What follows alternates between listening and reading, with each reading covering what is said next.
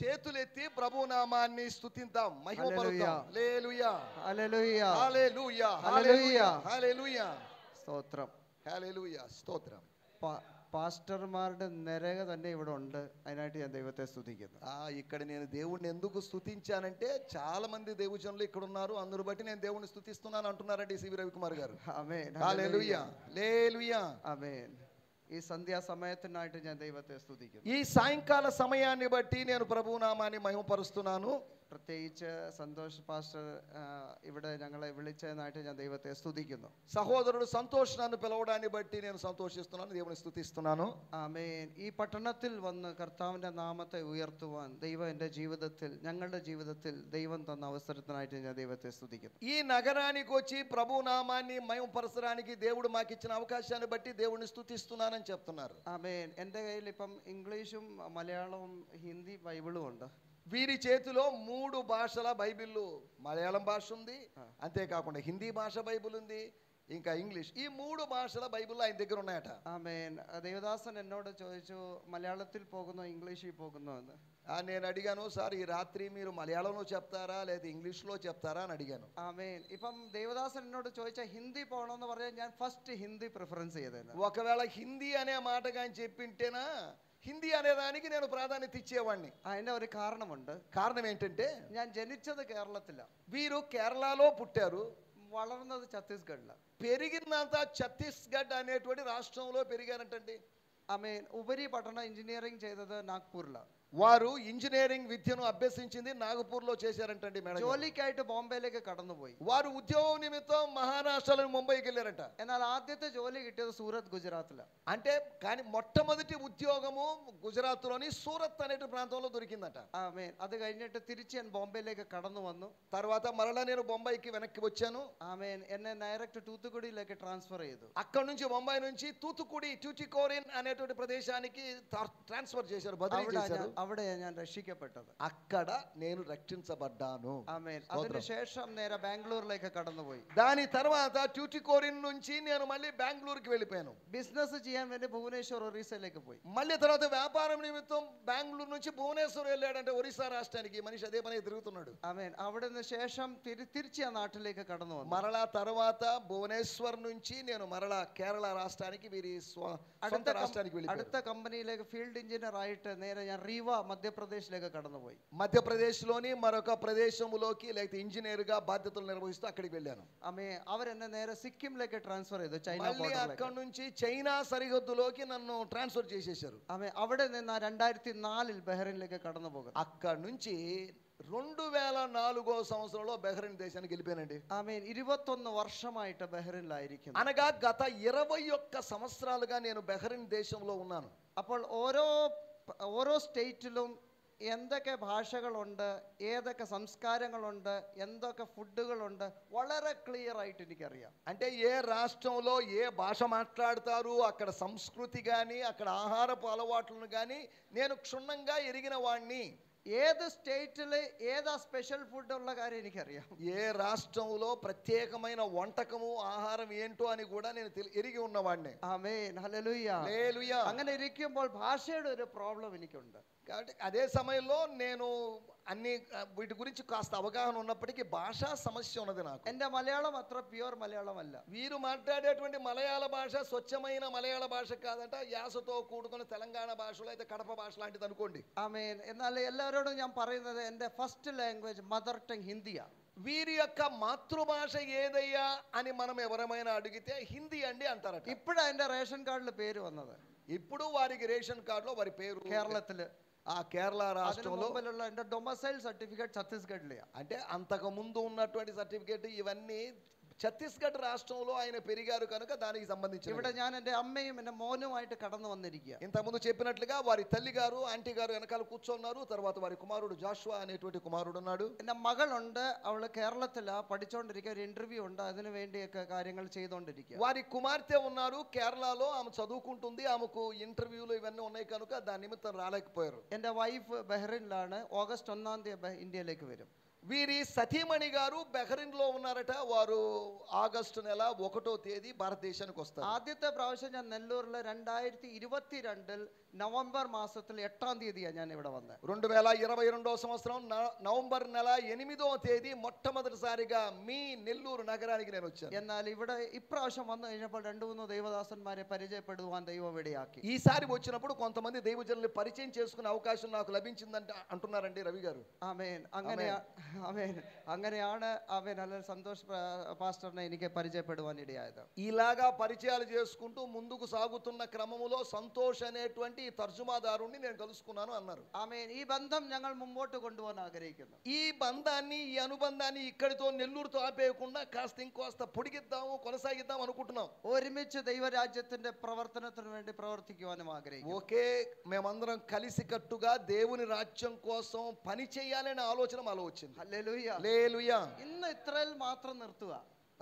ఈ పరిచయం ఉపోద్ఘాతం ఇక్కడికి చాలా అనిపిస్తుంది, ఎక్కువేమో అనిపిస్తుంది. మరి ఎక్కువ తింటే మీరు డోకు. 1998 ബോംബെയിൽ നിന്ന് ഞാൻ തൂത്തുക്കുടിയിലേക്ക് പോകുന്നത്. 1998వ సంవత్సరంలో తూటికోరిన్ అని తమిళనాడు రాష్ట్రం అండి ఇది. అక్కడ నుంచి వారు కేరళ లేకపోతే బొంబాయికి వెళ్ళారు. ആമേൻ. അതിൽ ഏറ്റവും വലിയ ആശ്ചര്യത്തിന്റെ കാര്യം ഇതാണ്. ആമേൻ. മലയാളിയായി എന്നെ തൂത്തുക്കുടിയിലേക്കും తమిళనే కొచ్చిలేకం కంపెనీ అయచ్చు. విచిత్రం ఏంటంటే మా కంపెనీ విచిత్రమైన వాటి యొక్క లీలలు ఏంటంటే కేరళ వాడినైన నన్ను తమిళనాడు రాష్ట్రానికి పంపించి తమిళనాడు అతన్ని కేరళ రాష్ట్రానికి పంపించారు. ఇవి లీలలు. ഇത് എക്സ്ട്രാordinary థింగ్ ആണ്. അങ്ങനെ ഒരിക്കലും നടക്കത്തില്ല. ఇది అసాధారణమైన విషయం. ఇది అలా జరగదు, కానీ ఎందుకో మరి జరిగింది. എന്നാൽ ഇതിന്റെ പുറകിൽ പ്രവർത്തിച്ച ഒരു ദൈവിക കരം എനിക്ക് കാണാൻ പറ്റുന്നുണ്ട്. దీని వెనుకాల కార్యము చేసినటువంటి దైవ హస్తాన్ని నేను గుర్తించానండి. హల్లెలూయా. స్తోత్రం. കാരണം 1999 മാർച്ച് 28 ഞാൻ രക്ഷിക്കപ്പെടുന്നത്. 1999వ సంవత్సరం మార్చి నెల 28వ తేదీ నేను రక్షించబడ్డాను. ആമേ. CSI ചർച്ചിലെ ഒരു ഇവാഞ്ചലിസ്റ്റ് മുഖേനയാണ് ഞാൻ രക്ഷയുടെ അനുഭവത്തിലേക്ക് കടന്നു വരുന്നത്. చర్చ్ ఆఫ్ సౌత్ ఇండియా దక్షిణ భారత సభ లేకపోతే దక్షిణ ఇండియా సంఘము అని చెప్పబడిన ఆ సంఘములోని ఒక సువార్తికుని ద్వారా నేను రక్షించబడ్డానండి. ఆమె వెర్దే కై ఉయర్తి రక్షించబట్టదല്ല.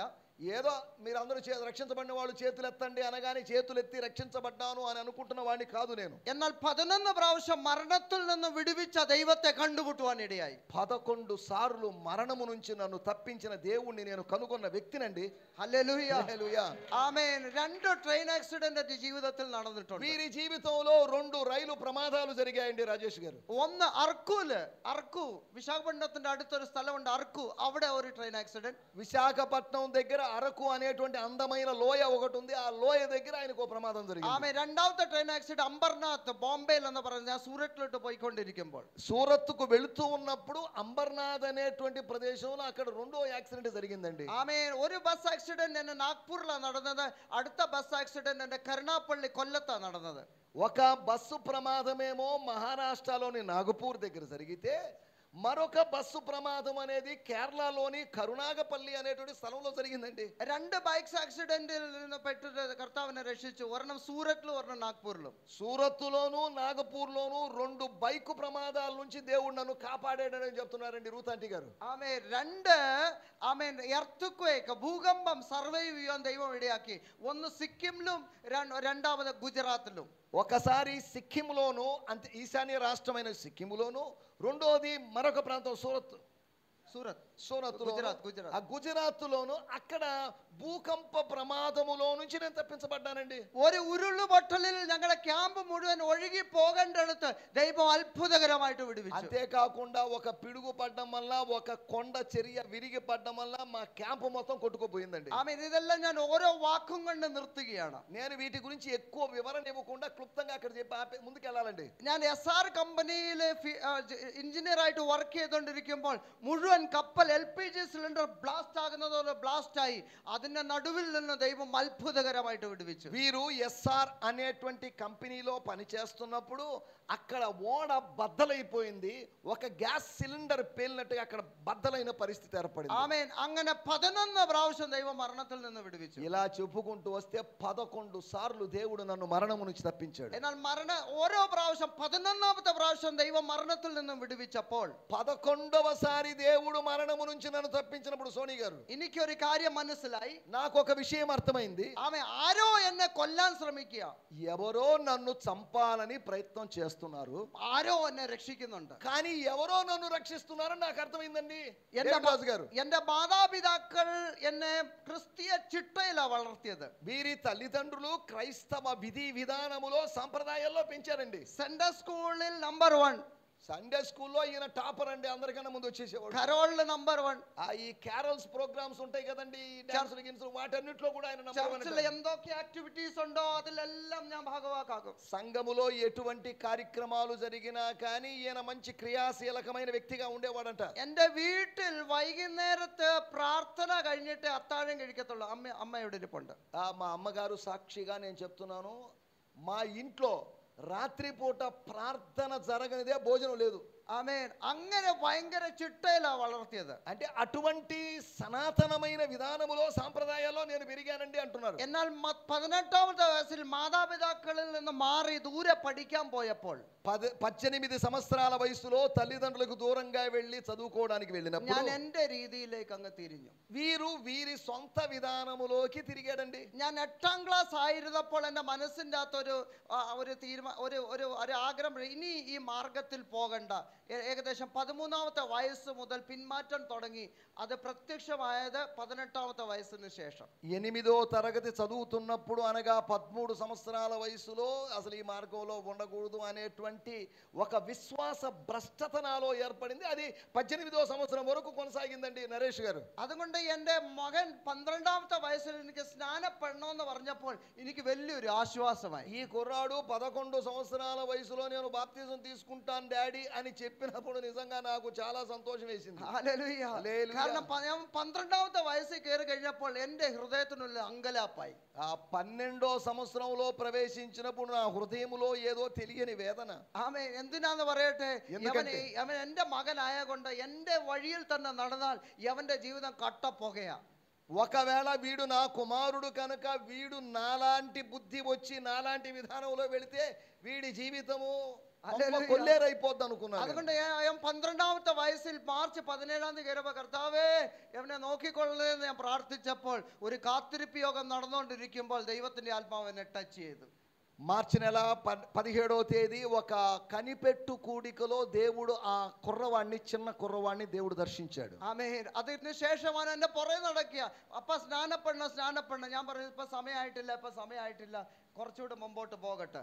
దేవుడు దర్శించిన తర్వాత ఈయన వెనకాల జరిగి నానా అని వెనకాల ఎరా ఏందిరా బాబు అంటే బాప్తిజం రే ఇప్పుడు కాదులేరా ఇంకా టైం ఉందిరా అని కాస్త వాయిదా వేశారు వాడట వీరు. ആമേൻ. ഞാൻ അവനെ ബാപ്റ്റിസമിന്റെ ക്ലാസ് എടുക്കാൻ തുടങ്ങി. వానికి బాప్తిజమును గురించినటువంటి తరగతులు బోధన చేశాను. അവൻ എന്തെങ്കിലും ടച്ചിങ് ഉണ്ടോ, കർത്താവിന്റെ വെറുതെ ടച്ചിങ് ഉണ്ടോ, അതോ വെറുതെ അവൻ പറയുകയാണോ എന്ന കാര്യം പറയാൻ വേണ്ടി അവനോട് ഞാൻ ചോദിച്ചു, എന്തെങ്കിലും ഡൗട്ട് ഉണ്ടെങ്കിൽ എൻ്റെ അടുത്ത് ചോദിക്കണമെന്ന്. వీడు ఏదైనా సరదాగా బాప్తిజం తీసుకోవాలని మునగాలనుకుంటున్నాడేమో అనుకొని బాప్తిజం క్లాసులు చెప్పి వాడిని డౌట్లు అడగమని చెప్పేవాడు. అപ്പൊ അവൻ എൻ്റെ അടുത്ത് ചോദിച്ചു, what is the difference between the spirit and the soul. ఆ సమయంలో ఆ పిల్లోడు వాడు అడిగిన ప్రశ్న, ఆత్మకి ప్రాణానికి తేడా ఏంటి నానా అని అడిగాడు. ఆమె అది కేട്ട് ഞാൻ ഞെട്ടിപ്പോയി. ఈ మాట వినేసరికి నేను అవాక్కైపోయాను, షాక్ అయిపోయాను. കാരണം ഞാൻ ഈ കൊച്ചിനോട് എന്ത് ഉത്തരം പറയും, ఈ పిల్లోడికి ఏం చెప్పాలి, నేను എങ്ങനെ മനസ്സിലാക്കി കൊടുക്കും, ఎలా చెప్తే వీడికి అర్థమవుతుంది అనుకున్నాడండి విజయరత్నం గారు. എന്നിട്ടും ഞാൻ മുമ്പോട്ട് പോയിക്കൊണ്ടിരുന്നു. అయినప్పటికీ కూడా నేను సరే నెట్టుకొని వెళ్తున్నాను. അങ്ങനെ ജൂൺ മാസത്തിൽ അസംബ്ലീസ് ഓഫ് ഗോഡ് ചർച്ചിന്റെ ഒരു ക്യാമ്പ് നടന്ന് മാതാപിതാക്കളിൽ നിന്ന് പിള്ളേരെ മാറ്റി നിർത്തി 3 ദിവസം ക്യാമ്പിൽ തന്നെ നിർത്തി.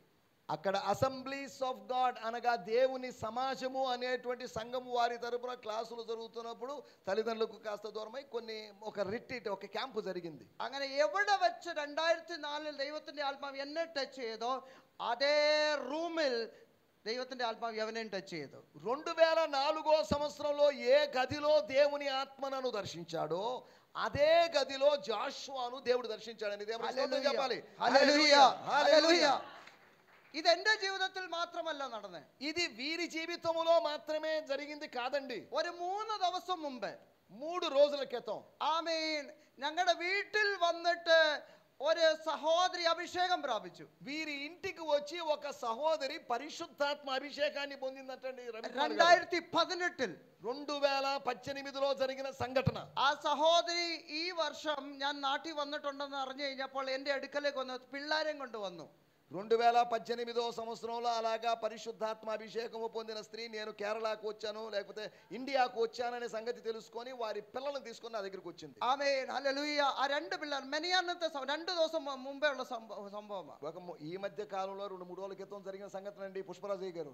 ആമേൻ. അത് കഴിഞ്ഞിട്ട് ആ കർത്താവിന്റെ ആത്മാവ് വെളുപ്പിന് ഏകദേശം 10 മണിയുടെ സമയമാണ്. ఉదయకాలము 10 గంటల సమయం అండి. ഞങ്ങൾക്ക് ഏതെങ്കിലും നെല്ലൂരിലേക്കുള്ള ട്രെയിൻ പിടിക്കണം. నెల్లూరుకి రావాల్సిన ట్రైన్ మేము అయ్యా కొద్దిగా చేర్స్ చూడండి సార్. അപ്പം സമയമില്ലാത്ത സമയത്ത് ఈ సమయము లేని టైములో వేళగాని వేళలో ആമേൻ ഈ സഹോദരി കുഞ്ഞുങ്ങളുമായിട്ട് വന്നപ്പോൾ ఈమెమో పిల్లకాయలు తీసుకొని నా దగ్గరికి వచ్చింది. അപ്പം ദൈവത്തിന്റെ ആത്മാവ് എന്നോട് പറഞ്ഞു ഈ സഹോദരി എവിടെ അഭിഷേകം പ്രാപിച്ച അതേ സ്ഥലത്ത് തന്നെ ഈ പിള്ളേരെ നിർത്താൻ പറഞ്ഞു. ఈ సహోదరి ఏ స్థలములో అభిషేకం పొందిందో అదే స్థలములో పిల్లల్ని నించోమని చెప్పాడు. ആ പിള്ളേരെ അവിടെ നിർത്തിയപ്പോൾ ദൈവത്തിന്റെ ആത്മാവ് 2 പിള്ളേരും ടച്ച് ചെയ്തു.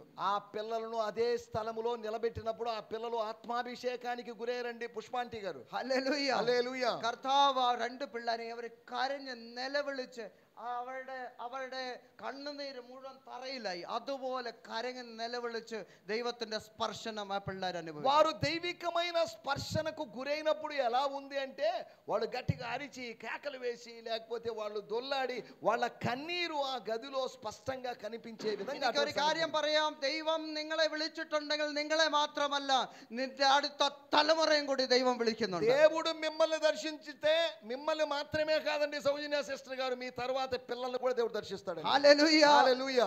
അപ്പോൾ 1999 കർത്താവ് യേശുവിനെ ജീവിതത്തിൽ സ്വീകരിക്കുവാൻ ഇടയായി. 1999వ సంవత్సరంలో ప్రభు అయిన యేసుక్రీస్తును నా సొంత రక్షకునిగా అంగీకరించాను. ആമേൻ. അതൊരു നോർമൽ സമയം. ഇന്നും എൻ്റെ ജീവിതത്തിൽ അത് ഫ്രഷ് ആയിട്ട് തന്നെ ഇരിക്കുക. ఈ 1999 అంటే ఎన్ని సంవత్సరాలు అయినప్పటికీ ఇప్పటికీ కూడా ఆ తాజాదనాన్ని నేను కోల్పోలేదండి ఆదామయ్య గారు. വർഷം 26 കഴിഞ്ഞു എന്നിട്ടും അത് നിഷ്ക്രിയമായി പോയില്ല, അത് മാഞ്ഞു പോയില്ല. ഇന്നും അത് പറയുമ്പോൾ ഇന്നലെ നടന്നതുപോലെ എൻ്റെ ജീവിതത്തിൽ നടക്കുന്നത്. 26 వసంతాలు గడిచినప్పటికీ కూడా ఇప్పుడేమో నిన్న మొన్న జరిగినట్లు నాకు అనిపిస్తుందండి. ഹല്ലേലൂയ హల్లెలూయా. ഞാൻ ആമേൻ സ്തോത്രം. ദൈവത്തിന്റെ സാന്നിധ്യം അനുഭവിച്ച് ഞാൻ ഇരിക്കുന്ന ഇടത്തിൽ നിന്ന് താഴെ വീണു. నేను దైవ సాన్నిధ్యాన్ని అనుభవిస్తూ ఉంటున్న చోటు నుంచి నేను కింద పడిపోయానండి. ഹല്ലേലൂയ. അതിനു മുമ്പേ ഒരു ക്വസ്റ്റ്യന്റെ മുമ്പിൽ ഞാൻ ആകെ പതറിപ്പോയി. దాని ముందు లేకపోతే ఒక ప్రశ్న ముందు నేను వణికిపోయాను, ആ బిత్తరపోయాను. ദൈവദാസൻ എന്നോട് ഒരു ചോദ്യം ചോദിച്ചു. అక్కడున్న దైవజనుడు నన్ను ఒక ప్రశ్న అడిగాడు. നീ യേശുവിനെ നിന്റെ ജീവിതത്തിൽ സ്വീകരിക്കുമോ? నువ్వు యేసుక్రీస్తును నీ జీవితంలో అంగీకరిస్తావా? ഞാൻ പറഞ്ഞു ചെയ്യത്തില്ല. లేదండి కుదరదు, యేసు ప్రభువుని నా జీవితంలో అంగీకరించడం కుదరదు. അപ്പൊ ആ ദൈവദാസൻ ചോദിച്ചു, എന്താ നീ യേശുവിനെ ജീവിതത്തിൽ സ്വീകരിക്കാത്തത്? ఏమయ్యా బాబు, యేసు ప్రభువుని ఎందుకు స్వీకరించవు నువ్వు? അപ്പോൾ ഞാൻ പറഞ്ഞു, ഇത് ഞങ്ങളെ പോലുള്ള പാരമ്പര്യക്കാരോടല്ല ഇത് ചോദിക്കേണ്ടത്. అయ్యా ఇది మాలాంటి సాంప్రదాయిక క్రైస్తవ కుటుంబంలో నామకార్థ క్రైస్తవంలో పుట్టిన వాళ్ళని అడగాల్సిన ప్రశ్న కాదండి. ഇത് ജാതികളോട് ചോദിക്കുന്ന ഒരു ചോദ്യമാണ്. ఈ ప్రశ్నలు కావాలంటే బయట వాళ్ళని అన్ని జనులు అడగండి సార్. ആമേൻ. ഞങ്ങളോട് എന്തിനാ ചോദിക്കുന്നത്? మమ్మల్ని ఎందుకు అడుగుతున్నారు అని అడిగాడండి నరేష్ గారు. രണ്ടാമത്തെ ക്വസ്റ്റ്യൻ, രണ്ടാമത്തെ ഉത്തരം ഞാൻ പറഞ്ഞു. రెండవ జవాబు, ആമേൻ. എന്നെ അമ്മ അപ്പന് ഞാൻ ഒറ്റ മോനാ. వీరి తల్లిదండ్రులకు వీరు ఏకైక కుమారుడు. ആമേൻ. എനിക്ക് 2 സിസ്റ്റേഴ്സ് ഉണ്ട്, ഇളയതാ. వాళ్ళు ఈయనకన్నా చిన్న చెల్లెళ్ళు 2 ఉన్నారంట. ആമേൻ. അവരുടെ കല്യാണം ആര് കഴിക്കും?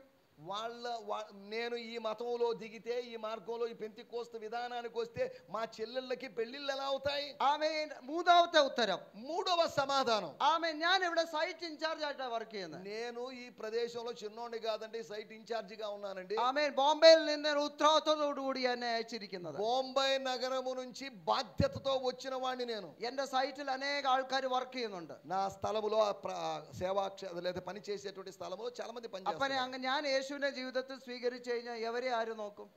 నేను యేసు ప్రభువుని నమ్ముకొని ఈ సేవ ఏమని తిరిగితే వీళ్ళ పరిస్థితి ఏంటి? നാലാമത്തെ ഉത്തരം, నాలుగోది నేను చెప్పిన సమాధానం. ആമേൻ. ഞാനൊരു പാസ്റ്റർ ആവാനോ, ഒരു അച്ഛനാവാനോ, ഇവാഞ്ചലിസ്റ്റ് ആവാനോ, ഒരു ഉപദേശി ആവാനോ എനിക്ക് തീരെ ആഗ്രഹമില്ല. సారీ క్షమించండి పాస్టర్ గారు, ఒక పాస్టర్గా మారడానికో, ఒక ఫాదర్గా మారడానికో, ఒక బ్రదర్గా సువార్థికుడిగా మారడానికి నాకు ఎటువంటి ఇష్టం లేదు. ഒരു താല്പര്യവുമില്ല എനിക്ക്. దాని గురించి ఎటువంటి ఆలోచన నాకు లేదు. അതുകൊണ്ട് ഞാൻ യേശുവിനെ ജീവിതത്തിൽ സ്വീകരിക്കത്തില്ല. కనుక యేసును నా జీవితంలో రక్షకుడిగా అంగీకరించలేను, సారీ అండి. ആമേൻ. അതിന് ഉത്തരമായിട്ട് ആ ദേവദാസൻ പറഞ്ഞ ഉത്തരം എന്നെ ആകെ ഇളക്കി കളഞ്ഞു. ఆ దైవజనుడు ఒక ప్రశ్న అడిగితే ఈయన 4 సమాధానాలు చెప్పాడు. దానికి తర్వాత ఆయన చెప్పిన సమాధానము ఈయనని వణికింపజేసిందంట. ആമേൻ. ആ ദേവദാസൻ ഇങ്ങനെയാ പറഞ്ഞത്. ఆ దైవజనుడు ఇలా అన్నాడు, യേശുവിനെ ജീവിതത്തിൽ സ്വീകരിക്കാൻ അർത്ഥം యేసును జీవితములో స్వీకరించడం అంటే అర్థం ఏంటంటే, പാസ്റ്റർ ആവണോ ഇവാഞ്ചലിസ്റ്റ് ആവണോ എന്നൊന്നുമില്ല, എവിടെ പോയാലും കർത്താവിന്റെ సాక్షియాగాൻ നിനക്ക് ഒരുക്കമുണ്ടോ? అరే పిచ్చి మొహవాడా, నువ్వు యేసు ప్రభువుని నమ్ముకోవాలంటే పాస్టర్ గా మారడం కాదురా బాబు, నువ్వు ఎక్కడికి పోయినా యేసుకు సాక్షిగా ఉండడమేరా బాబు అని చెప్పాడట. ఆమె ఆ ఉత్తరం കേട്ട് കഴിഞ്ഞപ്പോൾ ഞാൻ ആകെ ഞെട്ടിപ്പോയി. ఈ సమాధానం చెప్పినప్పుడు నేను కాస్త మళ్ళీ అదిరిపడ్డాను. ആമേൻ. അതെന്ത് ഞാൻ പറഞ്ഞു, ഇന്നെല്ലാം നാളെ മുതൽ ഞാൻ യേശുവിനെ സ്വീകരിക്കാം. ఈ రోజుకి వదిలేసేయండి, నేను రేపు చూసుకుంటాలేండి అన్నారటండి అభిషేక్ గారు. ഹല്ലേലൂയ. హల్లెలూయా. അങ്ങനെ ഇരിക്കുമ്പോൾ ആ ദേവദാസൻ രക്ഷയുടെ വചനം ഉൽപ്പത്തി മുതൽ പറയാൻ തുടങ്ങി. ఆయన ఆది కాండము నుంచి బైబిల్లో విషయాలు, రక్షణకు సంబంధించిన విషయాలు చెప్పడం ఆరంభించారు. ആമേൻ. അങ്ങനെ ആ രക്ഷയെക്കുറിച്ചുള്ള വചനം സംസാരിക്കുമ്പോൾ എൻ്റെ ഉള്ളിൻ്റെ അകത്തിൽ നിന്നൊരു ശബ്ദം, ഐ വിൽ കിൽ യു. రక్షణ గురించి వాక్యాలు ఆయన చెప్తున్నప్పుడు లోపల నుంచి ఒక స్వరము వినబడింది ఆంతర్యములోంచి, నేను నిన్ను చంపేస్తానని. ആമേൻ. ആദ്യം ഞാൻ വിചാരിച്ചു ഇതെന്റെ ആലോചനയാണ്, ഞാൻ എന്തോ തിങ്ക് ചെയ്യാൻ എൻ്റെ തോട്ട്സ് ആണെന്ന് ഞാൻ വിചാരിച്ചു. ఏదో నా ఆలోచన, నాకు వచ్చిన పిచ్చి ఆలోచన అనుకున్నాడట ఆయన. എന്നാൽ രക്ഷയുടെ വചനം പറയും തോറും ഈ ശബ്ദം അകത്തിൽ നിന്നും പെരുകാൻ തുടങ്ങി. రక్షణ గురించిన వాక్యాలు చెప్తున్నప్పుడు లోపల నుంచి ఈ స్వరము నాకు వినబడినట్లుగా నేను గుర్తించాను. ആമേൻ. പിന്നീട് എനിക്ക് മനസ്സിലായി ഇത് എൻ്റെ ശബ്ദമല്ല, എന്തോ എൻ്റെ ഉള്ളിൽ നിന്ന് ഇരുന്നു കൊണ്ട് എന്തോ സംസാരിക്കുക. ఇది నా శబ్దం కాదు, నా స్వరము కాదు, నా లోపల వసిస్తూ ఎవరో చెప్తున్న శబ్దములాగా నాకు అనిపించిందండి మార్కరాజు గారు. ആമേൻ. അങ്ങനെ ഇരിക്കുമ്പോൾ ആമേൻ രക്ഷയുടെ വചനം പുതിയ നിയമത്തിലേക്ക് വന്നു. കർത്താവായ യേശു ക്രിസ്തുവിൽ കൂടിയല്ല രക്ഷ. ആമേൻ. തുടർന്ന് പറഞ്ഞുകൊണ്ടിരിക്കുമ്പോൾ ഇതെന്റെ കൺട്രോളിൽ നിന്ന് വിട്ടുപോകാൻ തുടങ്ങി. ఇంకా చూడండి, ఆది కాండం నుంచి స్టార్ట్ చేశాడు పాస్టర్ గారు. రక్షణ వాక్యాలు ఎత్తి చూపిస్తూ కొత్త నిబంధనలోకి వచ్చినప్పుడు ఈ స్వరము నాకు ఇంకా స్పష్టంగా వినిపించడం ఆరంభించింది. ആമേൻ. അങ്ങനെ ഇരിക്കുമ്പോൾ യൂദ എഴുതിയ ലേഖനം వരെ വന്നു. ఇంకా ఇలాగొచ్చి బైబిల్ ముగింపులోకి యూదా పత్రిక ప్రకటన గ్రంథానికి ముందు ఉంటుంది చూడండి, అది కాండంలో కాదు. ഈ സംഗതി എന്റെ കൺട്രോളിൽ നിന്ന് പോയി. నేను నియంత్రణ తప్పి అదుపు తప్పిన వాడిని అయిపోయాను. ഞാൻ ഇരിക്കുന്ന ഇടത്തിൽ നിന്ന് താഴെ വീണു. నేను ఉన్న చోట్లోంచి కిందకి పడిపోయానండి. എന്തോ എന്റെ ഉള്ളിൽ നിന്ന് വെളിപ്പോയി, എന്തോ എന്റെ ഉള്ളിലേക്ക് വന്നു, എനിക്കറിയില്ല. പക്ഷെ ഞാൻ ഇരിക്കുന്ന ഇടത്തിൽ നിന്ന് താഴെ പോയി. నాకేదో జరిగింది, నాలో నుంచి ఏదో బయటికి వెళ్ళింది, నా లోపలికి ఏదో ప్రవేశించింది అనిపించింది అంటండి సనత్ కుమారి సిస్టర్ గారు. ആമേൻ. హల్లెలూయా. ആമേൻ. ഞാൻ കരയാൻ തുടങ്ങി. నేను ఏడవడం ఆరంభించాను. എന്തിനാ കരയുന്നതെന്ന് എനിക്കറിയില്ല. ఎందుకు ఏడుస్తున్నానో నాకు అర్థం కాలేదండి రాజేష్ గారు. അവസ്ഥയെ ഓർത്ത് ഞാൻ കരയാൻ തുടങ്ങി. నా స్థితిని బట్టి, నా జీవితాన్ని బట్టి నేను ఏడవడం ఆరంభించాను. ആമേൻ. ഞാൻ പാപിയായിരിക്കുന്ന വ്യക്തിയാണ് എന്ന് പറഞ്ഞുകൊണ്ട് കരയാൻ തുടങ്ങി. నేను పాపిని అని ఏడవడం ఆరంభించాడంటండి రోహిత్ గారు. ഞങ്ങളൊക്കെ മെക്കാനിക്കൽ സൈഡിൽ നിന്നായിരിക്കുന്നതുകൊണ്ട് ആമേൻ കട്ടിംഗ് ടോർച്ചും വെൽഡിങ്ങും കൊണ്ട് ഉപയോഗിക്കുമ്പോൾ ഇരുമ്പ് എപ്രകാരം ഉരുകി താഴെ വീഴുന്നത് പോലെ എൻ്റെ ലെഫ്റ്റ് സൈഡിൽ നിന്ന് എന്തോ ഉരുകി താഴെ പോകാൻ തുടങ്ങി. వీరు మెకానికల్ ఇంజనీర్ గా ఉన్నప్పుడు వాళ్ళకి టార్చులు లేకపోతే కత్తిరించే సాధనాలు ఉన్నట్లుగా నా లోపల మంట పెట్టి ఏదో కరిగించి నాలోంచి బయటికి తీసినట్టుగా అనిపించిందంటండి. ആമേൻ. എന്നോട് വചനം സംസാരിക്കുന്ന ദൈവദാസൻ എന്താ പറയും, എന്തുവാ നടക്കുന്നത് എന്നോട് ഇങ്ങനെ ചോദിച്ചപ്പോൾ ഞാൻ പറഞ്ഞു, ഇനി വചനം പറയരുത്, ആംഗ്യ ഭാഷയിൽ കാണിച്ചു. నేను మూగ భాషలో చెప్పాను, పాస్టర్ గారు చెప్పింది చాలు సార్, ఇంకా వద్దు చెప్పొద్దాను అన్నాను. ആമേൻ. അങ്ങനെ ഇരിക്കുമ്പോൾ ഞാൻ അവിടെ എന്നെ ചൂട് വെള്ളത്തിന്റെ അകത്ത് മുക്കിയത് പോലെ నా పరిస్థితి ఎలా ఉందంటే వేడి నీళ్ళలో మరుగుతున్నటువంటి మసలుతున్న నీళ్ళలో పెట్టేసినట్టుగా ఉంది నా ആ పరిస్థితి. ദേവദാസനും എന്റെ കൂട്ടുകാരനും രണ്ടുപേരും എന്റെ തലയിൽ കൈവച്ച് ఆ దైవజనుడు నా స్నేహితుడు ఇద్దరు నా తల మీద చేతులు పెట్టారండి. ഒരു 15 മിനിറ്റിന് ശേഷം ఒక 15 నిమిషాల తర్వాత ആമേൻ ഞാൻ എഴുന്നേറ്റു. నేను లేచి నిలబడ్డాను. ആമേൻ. എഴുന്നേറ്റ് കഴിഞ്ഞപ്പോൾ എന്തോ ഒരു വലിയ ഭാരം എന്റെ മുകളിൽ നിന്ന് മാറിപ്പോയത് പോലെ. నా మీద పెట్టబడిన ఉంచబడిన భారము తొలగినట్టుగా నాకు అనిపిస్తుందండి లిసి. ആമേൻ. അടക്കാൻ വയ്യാത്ത സന്തോഷം എന്റെ ഉള്ളിൽ. ఏదో చెప్పన సఖ్యమైన సంతోషము నాలో కలిగిందండి. അന്ന് ഞാൻ അറിഞ്ഞു രക്ഷയുടെ സന്തോഷം എന്താണെന്ന്. ఆ రోజు నాకు అర్థమైంది రక్షణానందము ఏమిటో అనే విషయం నాకు అర్థమైందని చెప్తున్నారండి శివాని గారు. ഹല്ലേലൂയ. హల్లెలూయా. എനിക്ക് സന്തോഷം അടക്കാൻ കഴിഞ്ഞില്ല. ఆ నా సంతోషాన్ని నియంత్రించుకోవడం నా వల్ల కాలేదండి. അന്ന് മൊബൈൽ ഫോൺ ഇല്ല, എസ്టిഡി ബൂത്ത്. ఆ రోజు మొబైల్ ఫోన్ లేవండి విజయరత్నం గారు, ఇప్పుడేగా వచ్చినాయి. అప్పుడు ആമേൻ. మొబైల్ STD బూత్లకు వెళ్ళాల్సింది. ആമേൻ. ഞാൻ പറഞ്ഞു പാസ് ദേവദാസനോട് പറഞ്ഞു ഞാൻ ഒരു പ്രാവശ്യം എൻ്റെ അപ്പനോട് പോയി ഈ കാര്യം പറയട്ടെ. అయ్యా పాస్టర్ గారు ఇంత చేశారు, నాలో ఏదో మార్పు కలుగు చేశారు, ఒకసారి మా నాన్నకి ఫోన్ చేసి എൻ്റെ మాట్లాడారు. അപ്പൻ വലിയ പ്രാസംഗികനാ മർത്തോമ ചർച്ചിൽ. ఆ మార్తోమా అనేటువంటి ఒక సంఘములో వీళ్ళ నాన్నగారు పెద్ద ప్రసంగికుడట. ആമേൻ. അനേകർ ചർച്ചിൽ പ്രസംഗിക്കാൻ വിളിക്കും. ఆయన్ని వేరు వేరు సంఘాల్లో నాయన వచ్చి వాక్యం చెప్పుకొని పిలుస్తుంటే వాళ్ళట. അപ്പൊ ഞാൻ എൻ്റെ അപ്പനോട് ഇത് പറയണ്ടേ? నేను మా నాన్నగారికి చెప్పాలిగా ఈ అనుభవాలు. അങ്ങനെ ഓടി ഞാൻ STD ബൂത്തിൽ പോയി. నేను పరిగెత్తుకుంటూ ఆ PCO లేకపోతే STD బూత్కి వెళ్ళిపోయానండి. ഫോൺ കറക്കി ഫോൺ വിളിച്ചു. അപ്പനാ ഫോൺ എടുത്തത്. ఆ వెంటనే నేను డైల్ చేసి లేకపోతే తిప్పి మా నాన్నగారికి ఫోన్ చేసి మా నాన్నగారు ఫోన్ ఎత్తుకున్నాడు. അപ്പൻ ഹലോ എന്ന് പറഞ്ഞപ്പോൾ ഞാൻ അപ്പനോട് പറഞ്ഞു അപ്പ പപ്പ ഞാൻ രക്ഷിക്കപ്പെട്ടിരിക്കുന്നു. మా నాన్న ఫోన్ చేసినప్పుడు ఆయన హలో అని అన్నప్పుడు ఎవరురా నువ్వు ఏంటి అన్నట్టుగా అన్నప్పుడు నానా నేను రక్షించబడ్డాను అని గట్టిగా చెప్పాడు. അപ്പൻ ഞെട്ടിട്ട് പറയും ഏത് പെന്തക്കോസ്തുകാരനാണ് നിന്നെ വലച്ചളഞ്ഞത്? ఒరే ఒరే ఒరే ఏ పెంటికోస్తోడురా నిన్ను మోసం చేసింది అని మా నాన్నగారు అన్నాడు. അപ്പൻ എന്റെ ഉത്തരവും കേട്ടിട്ട് അവൻ ഞെട്ടിപ്പോയി. അപ്പന്റെ ഉത്തരവും കേട്ട് ഞാനും ഞെട്ടിപ്പോയി. నేను చెప్పిన దానికి ఆయన బిత్తరపోయాడు, ఆయన చెప్పిన దానికి నేను నిర్ఘాంతపోయాను. എന്റെ അമ്മ ഇവിടെ ഇരിപ്പുണ്ട്. അപ്പൻ നേരെ അമ്മയ്ക്ക് ഫോൺ കൊടുത്തിട്ട് പാസ് ചെയ്തിട്ട് കൊടുത്തിട്ട് അവൻ എന്തോ പറയുന്നത്. మాయ్ వీడేదో చెప్తున్నాడు, ఇదిగో ఫోన్ తీసుకో మాట్లాడు అని చెప్పేసి അമ്മയോടും കാര്യം പറഞ്ഞു. అమ్మగారితో కూడా మమ్మీ ఇది పరిస్థితి నేను రక్షించబడ్డానని അന്ന് చెప్పాను. വരെ ഞങ്ങൾ ഏകമായിട്ട് പോയിക്കൊണ്ടിരുന്ന അന്ന് രക്ഷിക്കപ്പെട്ട് കഴിഞ്ഞതിന് ശേഷം ഞങ്ങളുടെ വഴി മാറാൻ തുടങ്ങി.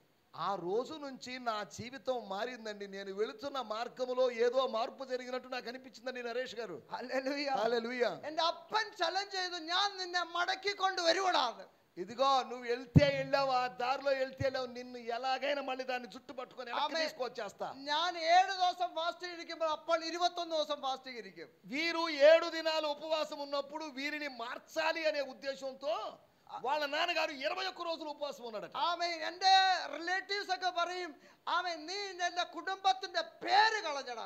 రే నువ్వు ఆ పెంతికోస్తు దాంట్లో గెలిపోయి మీ ఇంటి పరువు పోగొడుతున్నావు కదరా. ഞാൻ പറഞ്ഞു രാത്രി വെള്ളം അടിച്ചിടോ അവിടെ ഇവിടെയും കിടക്കുമ്പോൾ 2 പാക്കറ്റ് സിഗരറ്റ് അടിക്കുമ്പോൾ ആമേ പല കാര്യങ്ങളും ചെയ്യുമ്പോൾ നിങ്ങളുടെ മാനം പോയില്ലല്ലോ, ഇപ്പോഴാണോ മാനം പോയത്? ఏమండి అర్ధరాత్రుల దాకా తాగి అక్కడక్కడ తప్ప తూగి పడినప్పుడు 2-3 ప్యాకెట్లు సిగరెట్లు కాల్చినప్పుడు ఇంకేదైనా పాడు పనులు చేసినప్పుడు అప్పుడు మీ పరువు ప్రతిష్టలు ఏమైనా పోలేదుగా. ആമേ ഇത്ര എനിക്ക് ഇവിടെ പറയാൻ പറ്റത്തുള്ളൂ. ఇంతే, ఇంకా ఎక్కువ చెప్పలేమండి. പല കാര്യങ്ങളും ഇതിന്റെ അപ്പുറത്തും ഉണ്ട്. దీనికి విపరీతంగా దీనికి ఆవల వైపు మరికొన్ని కార్యాలు ఉన్నాయి, అవి చెప్పదలుచుకోలేదు. എന്നാൽ യേശു ക്രിസ്തു ജീവിതത്തിൽ വന്നാൽ ജീവിതം മാറും.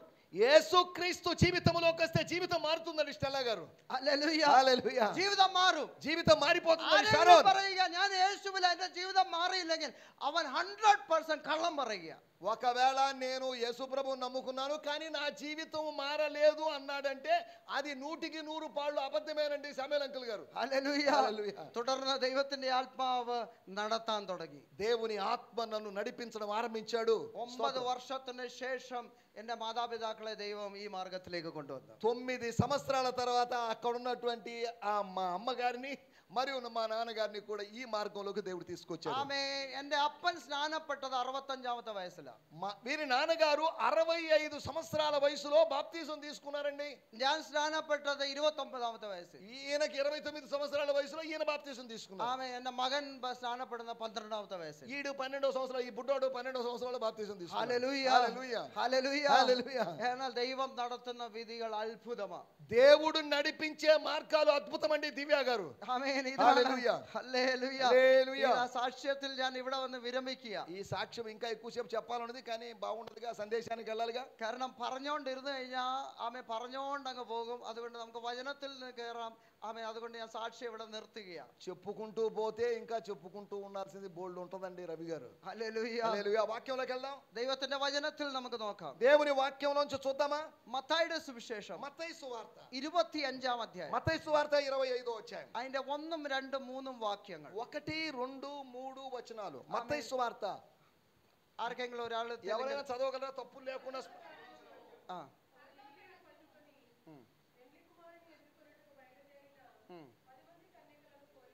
ആ.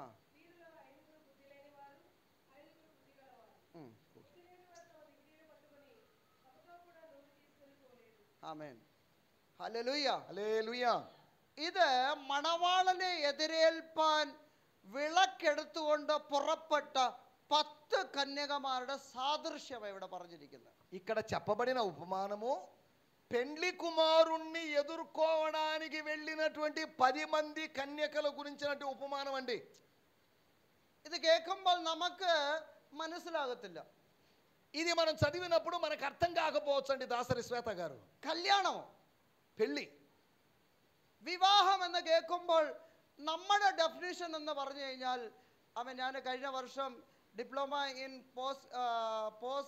Diploma in clinical counselling, post graduate diploma in clinical counselling എടുക്കുമ്പോൾ, കൗൺസിലിംഗിൻ്റെ കോഴ്സ് ചെയ്തുകൊണ്ടിരിക്കുമ്പോൾ, AGയുടെ കൗൺസിലിംഗ് കോഴ്സ് ചെയ്തുകൊണ്ടിരിക്കുമ്പോൾ അതിൻ്റെ അകത്ത് വിവാഹത്തിനൊരു ഡെഫിനിഷൻ പറഞ്ഞിട്ടുണ്ട്. అసెంబ్లీస్ ఆఫ్ గాడ్ అనేటువంటి సంస్థ వారి post graduation in diploma in pastoral counselling అనేటువంటి ఆ సబ్జెక్టు అలాగే ఆ కోర్సు నేను చేస్తున్నప్పుడు అక్కడ వివాహానికి ఒక నిర్వచనం ఇచ్చారండి జయమ సిస్టర్ గారు. Amen. So what is the definition of marriage? వివాహం എന്നതിന്റെ డెఫినేషన్ എന്താണ്?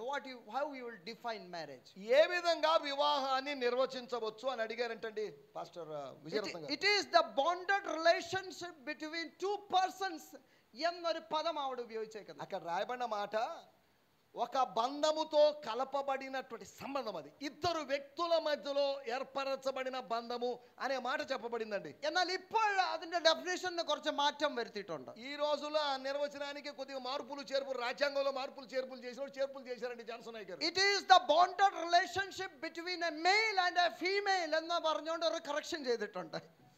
అప్పుడు చెప్పింది అంటే ఇద్దరు వ్యక్తుల మధ్యలో ఉన్నటువంటి ఏర్పరచబడిన బంధం అన్నారు.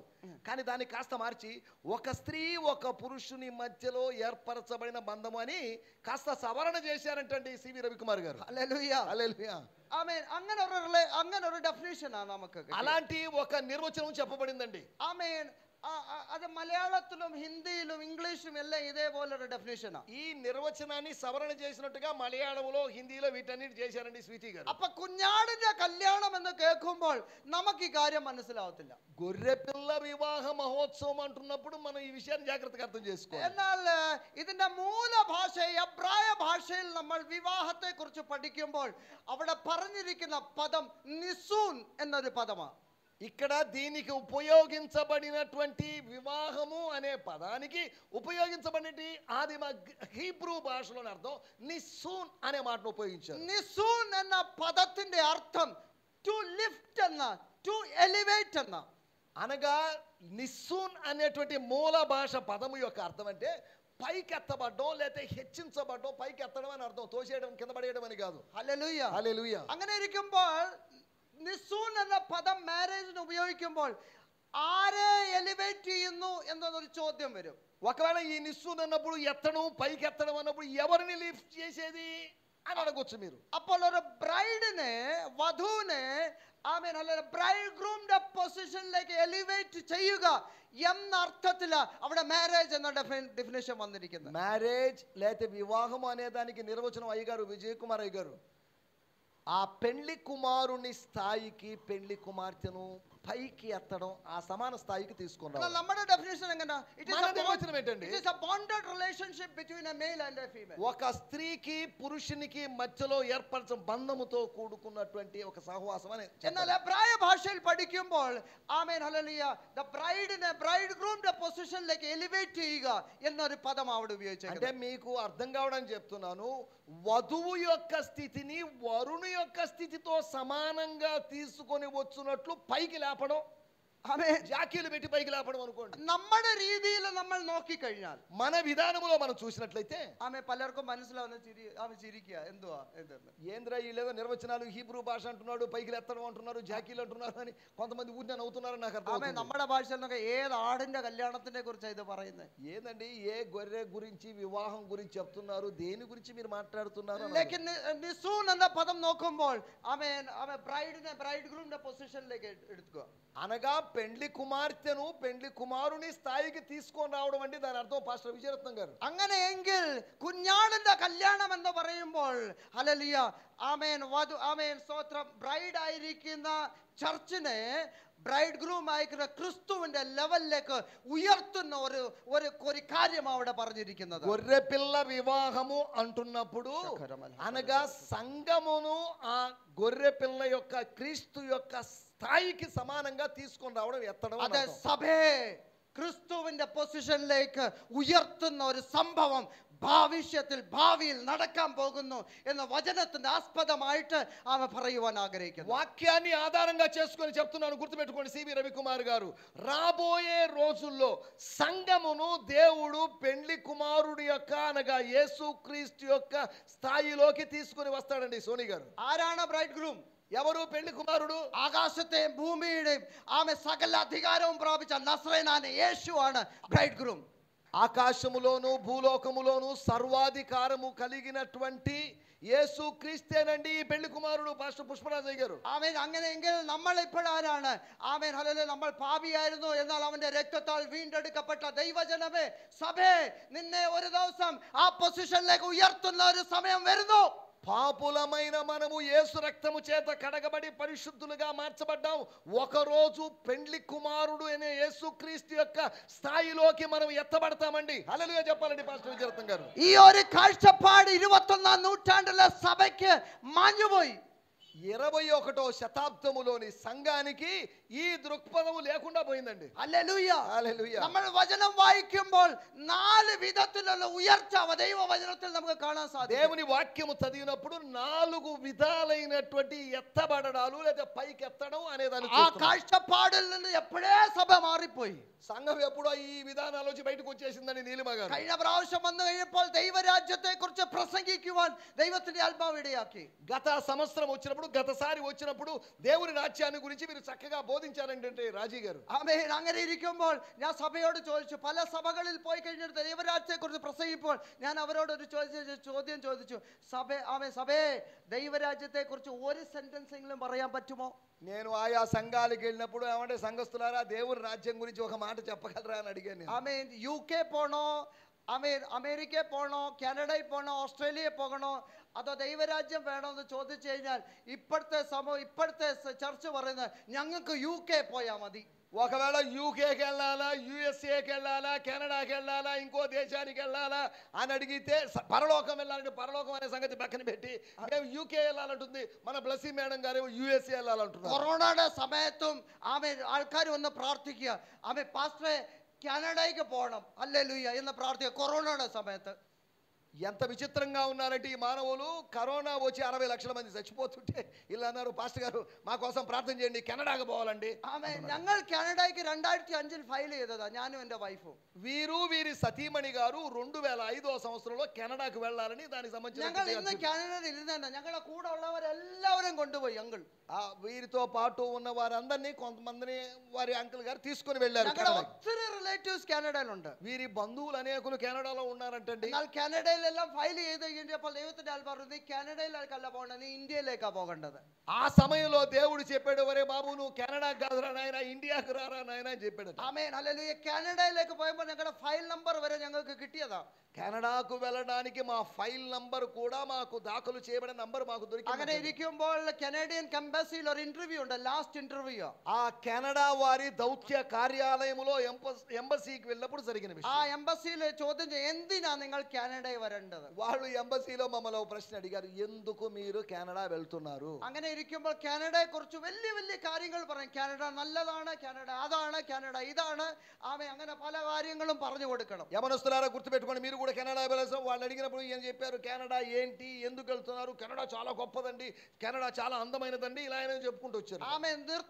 നിർത്താതെ നമ്മൾ തുരുതുര കാനഡയെ കുറിച്ച് നല്ല കാര്യങ്ങൾ പറഞ്ഞുകൊണ്ടിരിക്കണം. ఇక ఎంబసీలో కూర్చొని కెనడా గురించి ఉన్న విషయాలన్నీ ఏకతాటికి చెప్తుండాలి. അങ്ങനെ അവർക്ക് സംതൃപ്തമായ ആൻസർ കിട്ടി കഴിയുമ്പോൾ അവർ വിസ അടിച്ചു തരും. ఒకవేళ ఆ ఎంబసీ ఆఫీసర్లు ఈ ముగ్గురు ఆఫీసర్లు కూర్చున్నట్టుగా కూర్చొని వాళ్ళు అడిగినప్పుడు ఓకే అంటే వెంటనే ముద్ర వేసి గుద్దుతారు. അങ്ങനെ യുകെയിലേക്ക് പോകുന്നത്, అలాగా యూకేలో ഓസ്ട്രേലിയയിലേക്ക് പോകുമ്പോഴും ఆస్ట్రేలియాకి వెళ్ళాలనగా అదే ప్రాసెస్ అండి. അമേരിക്കയിലേക്ക് പോകുമ്പോഴും അതുപോലെയാ.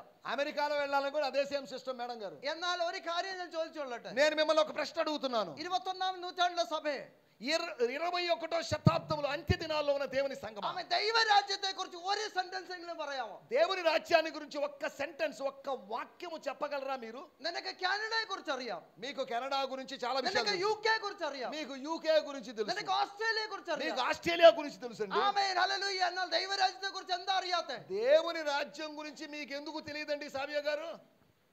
స్తోత్రం. హల్లెలూయా, హల్లెలూయా. ഒരു സെന്റెన్స్, ఒక్క మాట దేవుని రాజ్యం గురించి సివి రవికుమార్ గారు, ഒരു സെന്റెన్స్ ఒక్క మాట, ఒక్క మాట പറയാൻ പറ്റത്തില്ല. చాలా మంది చెప్పడం లేదండి. കാരണം ആ കോൺസെപ്റ്റിൽ നിന്നേ പോയി. ఈ ప్రజలకి పరలోక రాజ్యం ఇవన్నీ నచ్చడం లేదు. ഇപ്പൊ ചർച്ചിൽ എന്തിനാ വരുന്നതെന്ന് അറിയോ? ఈ చర్చికి ఎందుకు వస్తున్నారు, మందిరానికి ఎందుకు കാനഡയിൽ వస్తున్నారు? പോകാനാ చర్చి വരുന്നത്. మందిరానికి ఎందుకు వస్తున్నారంటే ఇక్కడ కాదండి, కేరళ సంగతి చెప్తున్నారు.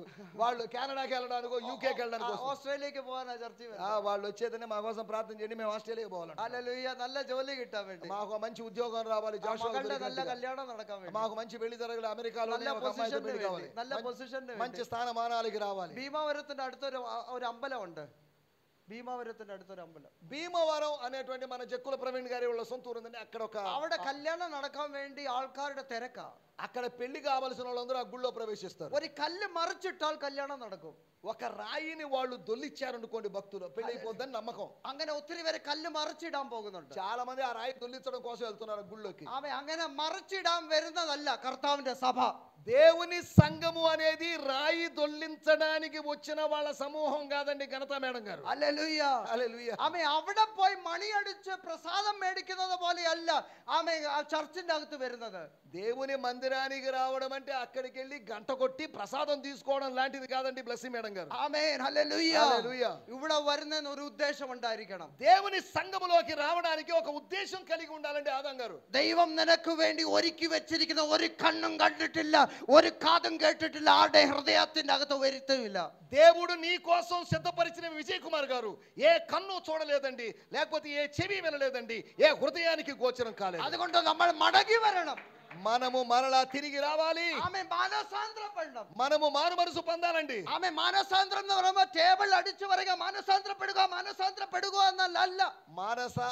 మారు మనసు పొందడం అంటే బల్ల గుద్ది మరి మారు మనసు అని జపం చేయడం కాదు. ആമേൻ. ഇവിടെ ഞാൻ ചോദിച്ചാൽ എത്ര പേര് മാനസാന്തരപ്പെട്ടിട്ടുണ്ടെന്ന് പറഞ്ഞു കഴിഞ്ഞാൽ ഞങ്ങൾ എല്ലാവരും കൈപൊക്കെ ഞാൻ മാനസാന്തരപ്പെട്ടതാ. ఒకవేళ మీలో మారు మనసు పొందిన వాళ్ళు ఎవరు అని అడిగితే అందరూ చేతులు ఎత్తారని నాకు తెలుసు. ആമേൻ. മാനസാന്തരപ്പെടുക എന്ന വാക്കിന്റെ അർത്ഥം ഹെബ്രായ ഭാഷയിൽ ടിഷുവ എന്നൊരു വാക്കാ. హీబ్రూ భాషలో టిషువా అనేటువంటి ఒక పదాన్ని ఉపయోగించారు మారు మనసు అనే. ആമേൻ. മാറു മനസ്സ് എന്ന് പറഞ്ഞു കഴിഞ്ഞാൽ ടിഷുവ എന്ന് പറഞ്ഞാൽ ഒരുവൻ താൻ വസിച്ചിരുന്ന വീടിനെ കത്തിച്ചു. దాని అర్థం ఏంటంటే హీబ్రూ భాషలో, ప్రాచీన హీబ్రూలో దాని అర్థం ఏంటంటే ఒకడు తాను నివసిస్తున్నటువంటి ఇంటిని కాల్చివేయడం అంట. ആമേൻ. തീ വെച്ച് കത്തിച്ചു. అనగా వాడు తన సొంత ఇంటిని కాల్చుకోవడం అట. അത് കഴിഞ്ഞിട്ട് അതിൽ നിന്ന് ഇറങ്ങി ഓടിയിട്ട് പറയുക, ഞാൻ തിരിച്ചു മടങ്ങി വരത്തില്ല. వాడు మరల ఆ మంటల్లో నుంచి, కాలిపోతున్న ఇంటిలో నుంచి బయటికి వచ్చేసి నేను ఆ మంటల్లోకి మళ్ళీ పోను అని చెప్పడం లాంటిది. తిరిచి ഇവിടെ వరతిല്ല. లేదు లేదు, ఆ మంటల్లోకి కాలుతున్న ఇంటిలోకి నేను ప్రవేశించునని చెప్పడం. ఆ వాక్య ఉపయోగించిన మానసాంతరപ്പെടുക എന്ന് പറഞ്ഞു. మారు మనసు పొందడము అనే దానికి అట్టి పదాన్ని ఉపయోగించారండి రవికుమార్ గారు. హల్లెలూయా, హల్లెలూయా. ఆ వాక్య టిష్యూ అన్నోడొന്ന് കേട്ടുകൊള്ളുക. ఆ టిష్యూవా అనేటువంటి పదాన్ని మనం గుర్తుపెట్టుకోండి. తాను ఆയിരിക്കുന്ന వీడిനെ కత్తిച്ചു. మనం ఉంటున్నటువంటి ఇంటిని రేపు మీ ఇంట్లో పోయి తగలబెట్టారు నాయన. కత్తించి കഴിഞ്ഞിട്ട് അതിൽ നിന്ന് വെളി വന്നു.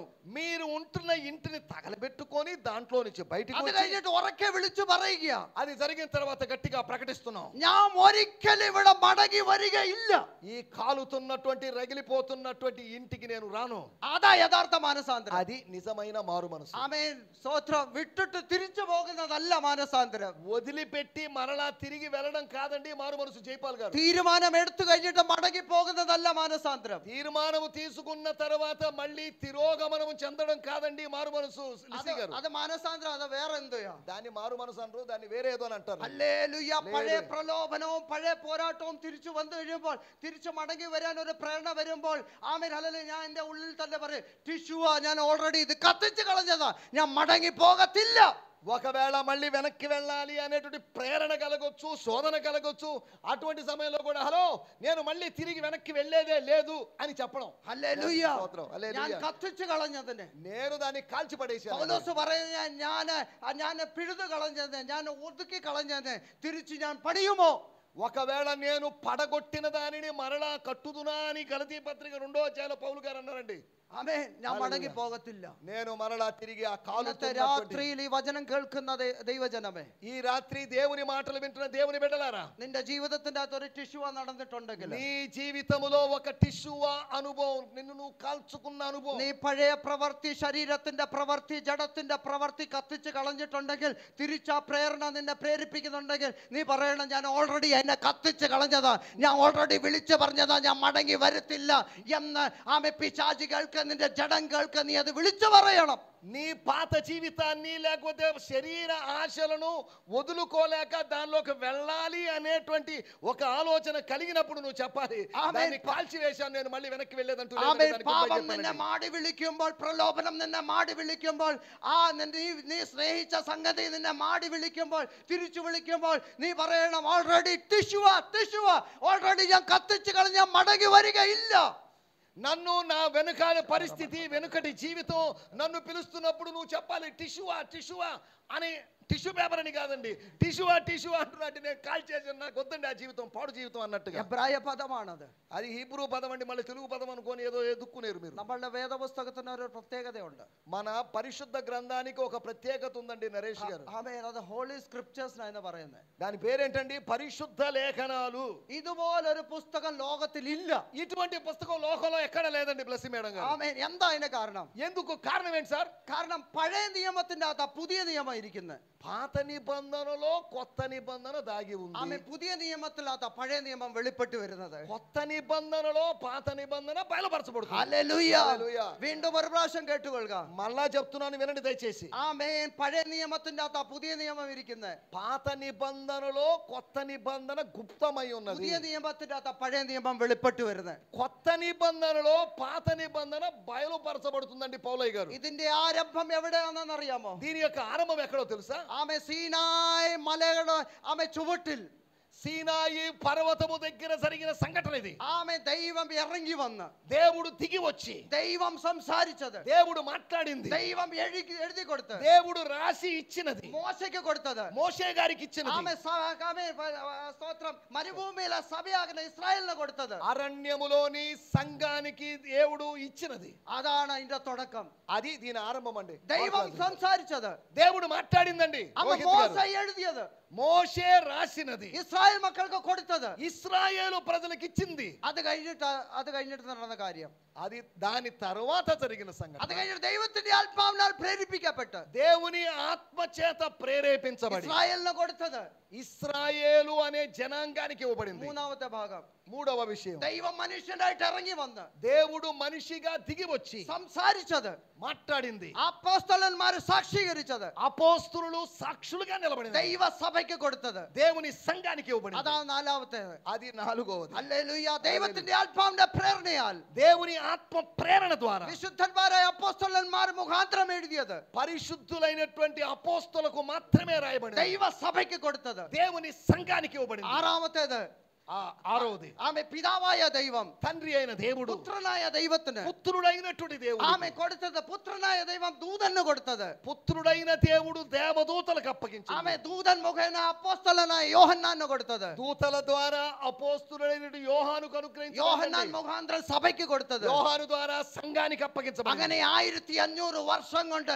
ദൈവത്താൽ ആമേ ഇൻസ്പയർ ആയിരിക്കുന്ന വചനത്തിന്റെ ട്രാൻസ്ലേറ്റഡ് കോപ്പി നിന്റെ കയ്യിലും എന്റെ കയ്യിലും ഇരിക്കുന്നത്. ఈ చేతిలో మా చేతిలో ఉన్నది సామాన్యమైన పుస్తకం అనుకుంటున్నారేమో.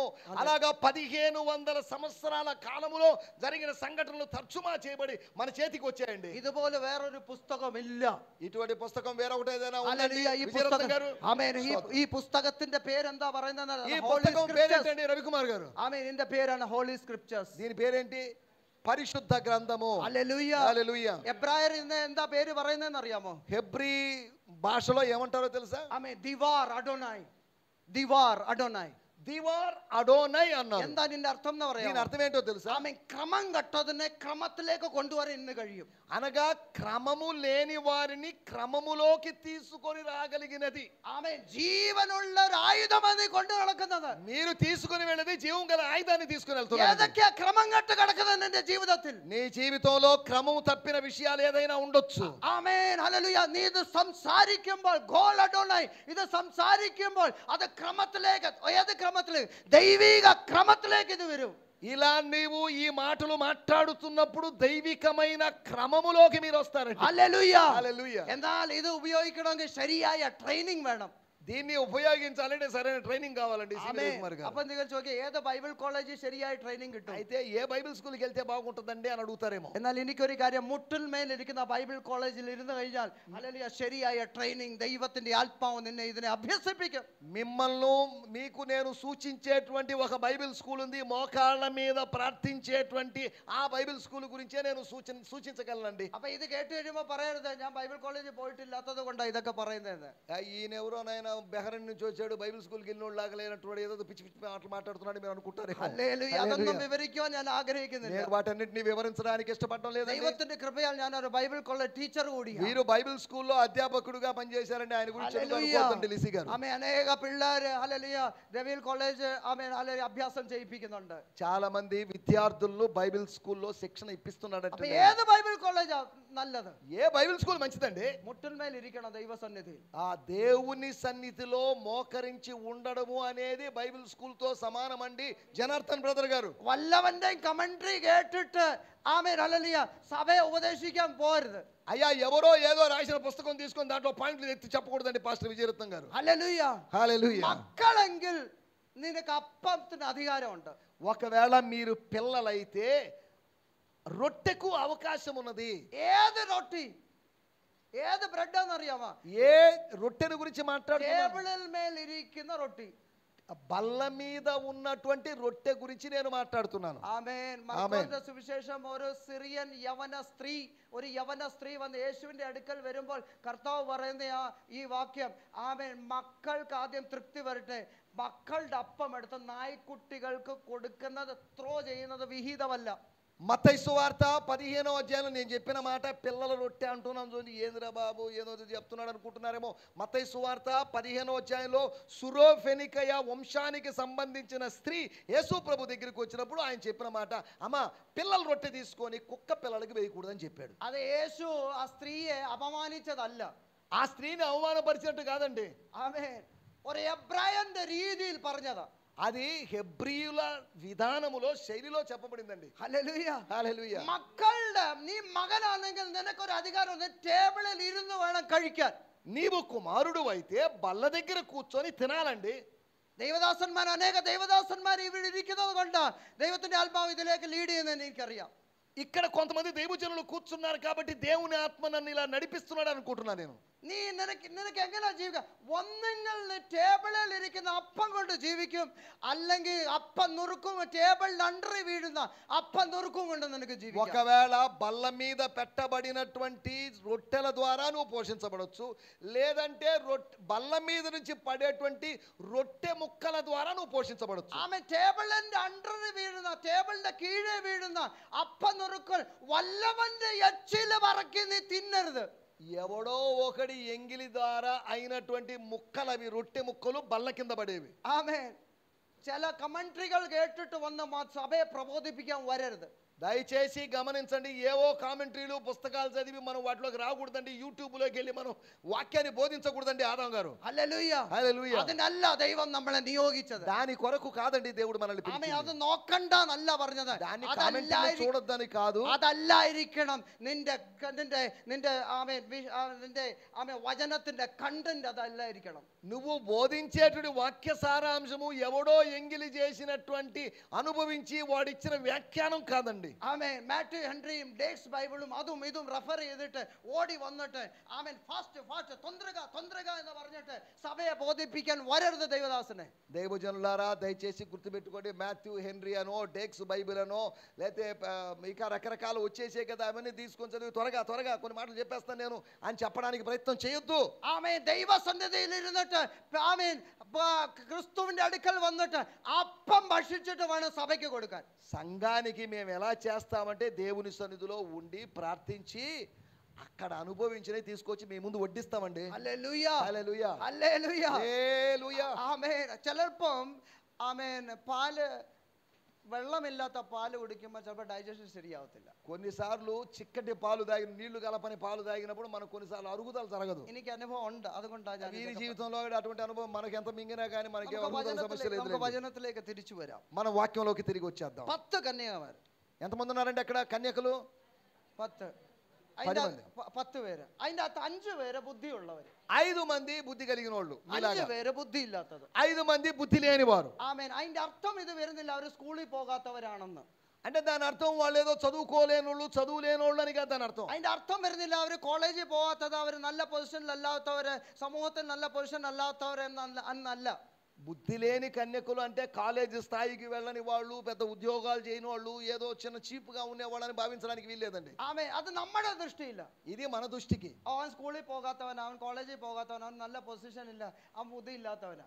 వాడు బుద్ధి లేనోడండి, కాలేజీకి వెళ్ళలేదు, చదువుకోలేదు, పెద్ద ఉద్యోగం సంపాదించుకోలేదని. ആമേൻ. അവൻ കോളേജിൽ പോയി ഡിഗ്രി എടുത്തു, അവൻ നല്ല ജോലിയിലാണ്, ഗൾഫിലായിരിക്കും, അമേരിക്കയിലായിരിക്കുന്നു, ആമേൻ. അവൻ എൻ്റെ കുടുംബത്തെ പോറ്റുന്നു, അങ്ങനെ അവൻ ഭയങ്കര ബുദ്ധിയുള്ളവനാണ് നമ്മുടെ കണക്ക്. మనమేమనుకుంటా అంటే పర్లేదు, బాగా చదువుకున్నాడు, అమెరికాకి వెళ్ళిపోయాడు, ఎక్కడికి వెళ్ళిపోయాడు, దుబాయ్కి వెళ్ళిపోయాడు, బాగా డబ్బు సంపాదిస్తున్నాడు, తీసుకొని మా కుటుంబాన్ని పోషిస్తున్నాడు, వాడు బుద్ధి కలిగినోడు అని అంటారు. ആമേൻ. അങ്ങനെ നമ്മുടെ ദൃഷ്ടി. ఇది బుద్ధి కలిగిన వాడు అనే దానికి మనం ఇచ్చే నిర్వచనం అండి విజయ. പക്ഷേ ഈ പുസ്തകം ദൈവത്തിന്റെ പുസ്തകമാണ്. ఇది దేవుని పుస్తకము. അതുകൊണ്ട് ബുദ്ധിയുള്ള ആരാ ബുദ്ധിയുള്ളത്? ദൈവത്തിന്റെ ദൃഷ്ടിയിൽ ആരാ ബുദ്ധിയുള്ളത് എന്നാ ഇവിടെ പറഞ്ഞിരിക്കുന്നത്. దేవుని దృష్టికి బుద్ధిమంతుడు ఎవరు, బుద్ధి కలిగిన వాళ్ళు ఎవరో దేవుని వాక్యం చెప్తుంది. ആരാ മണ്ടൻ എന്ന് ഇവിടെ പറഞ്ഞിരിക്കുന്നത് ദൈവത്തിന്റെ ദൃഷ്ടിയില്ല. దేవుని దృష్టికి బుద్ధిహీనుడు అని చెప్పబడింది అంతవరకే. హల్లెలూయా హల్లెలూయా. നമുക്ക് వచనത്തിൽ നിന്ന് എടുക്കാം. దేవుని వాక్యంలోంచి చూద్దాం. మత్తయి సువిశేషం మత్తయి సువార్త 7వ అధ్యాయం. 7వ అధ్యాయం. ആമേൻ. ഹല്ലേലൂയ. ഹല്ലേലൂയ. ആമേൻ. 24వ వాక్యం. మత్తయి సువార్త 7వ అధ్యాయము 24వ వచనం. ఆమేన్. స్తోత్రం. చదవండి సార్. కాబట్టి ఆ ఆ ఆ ఆ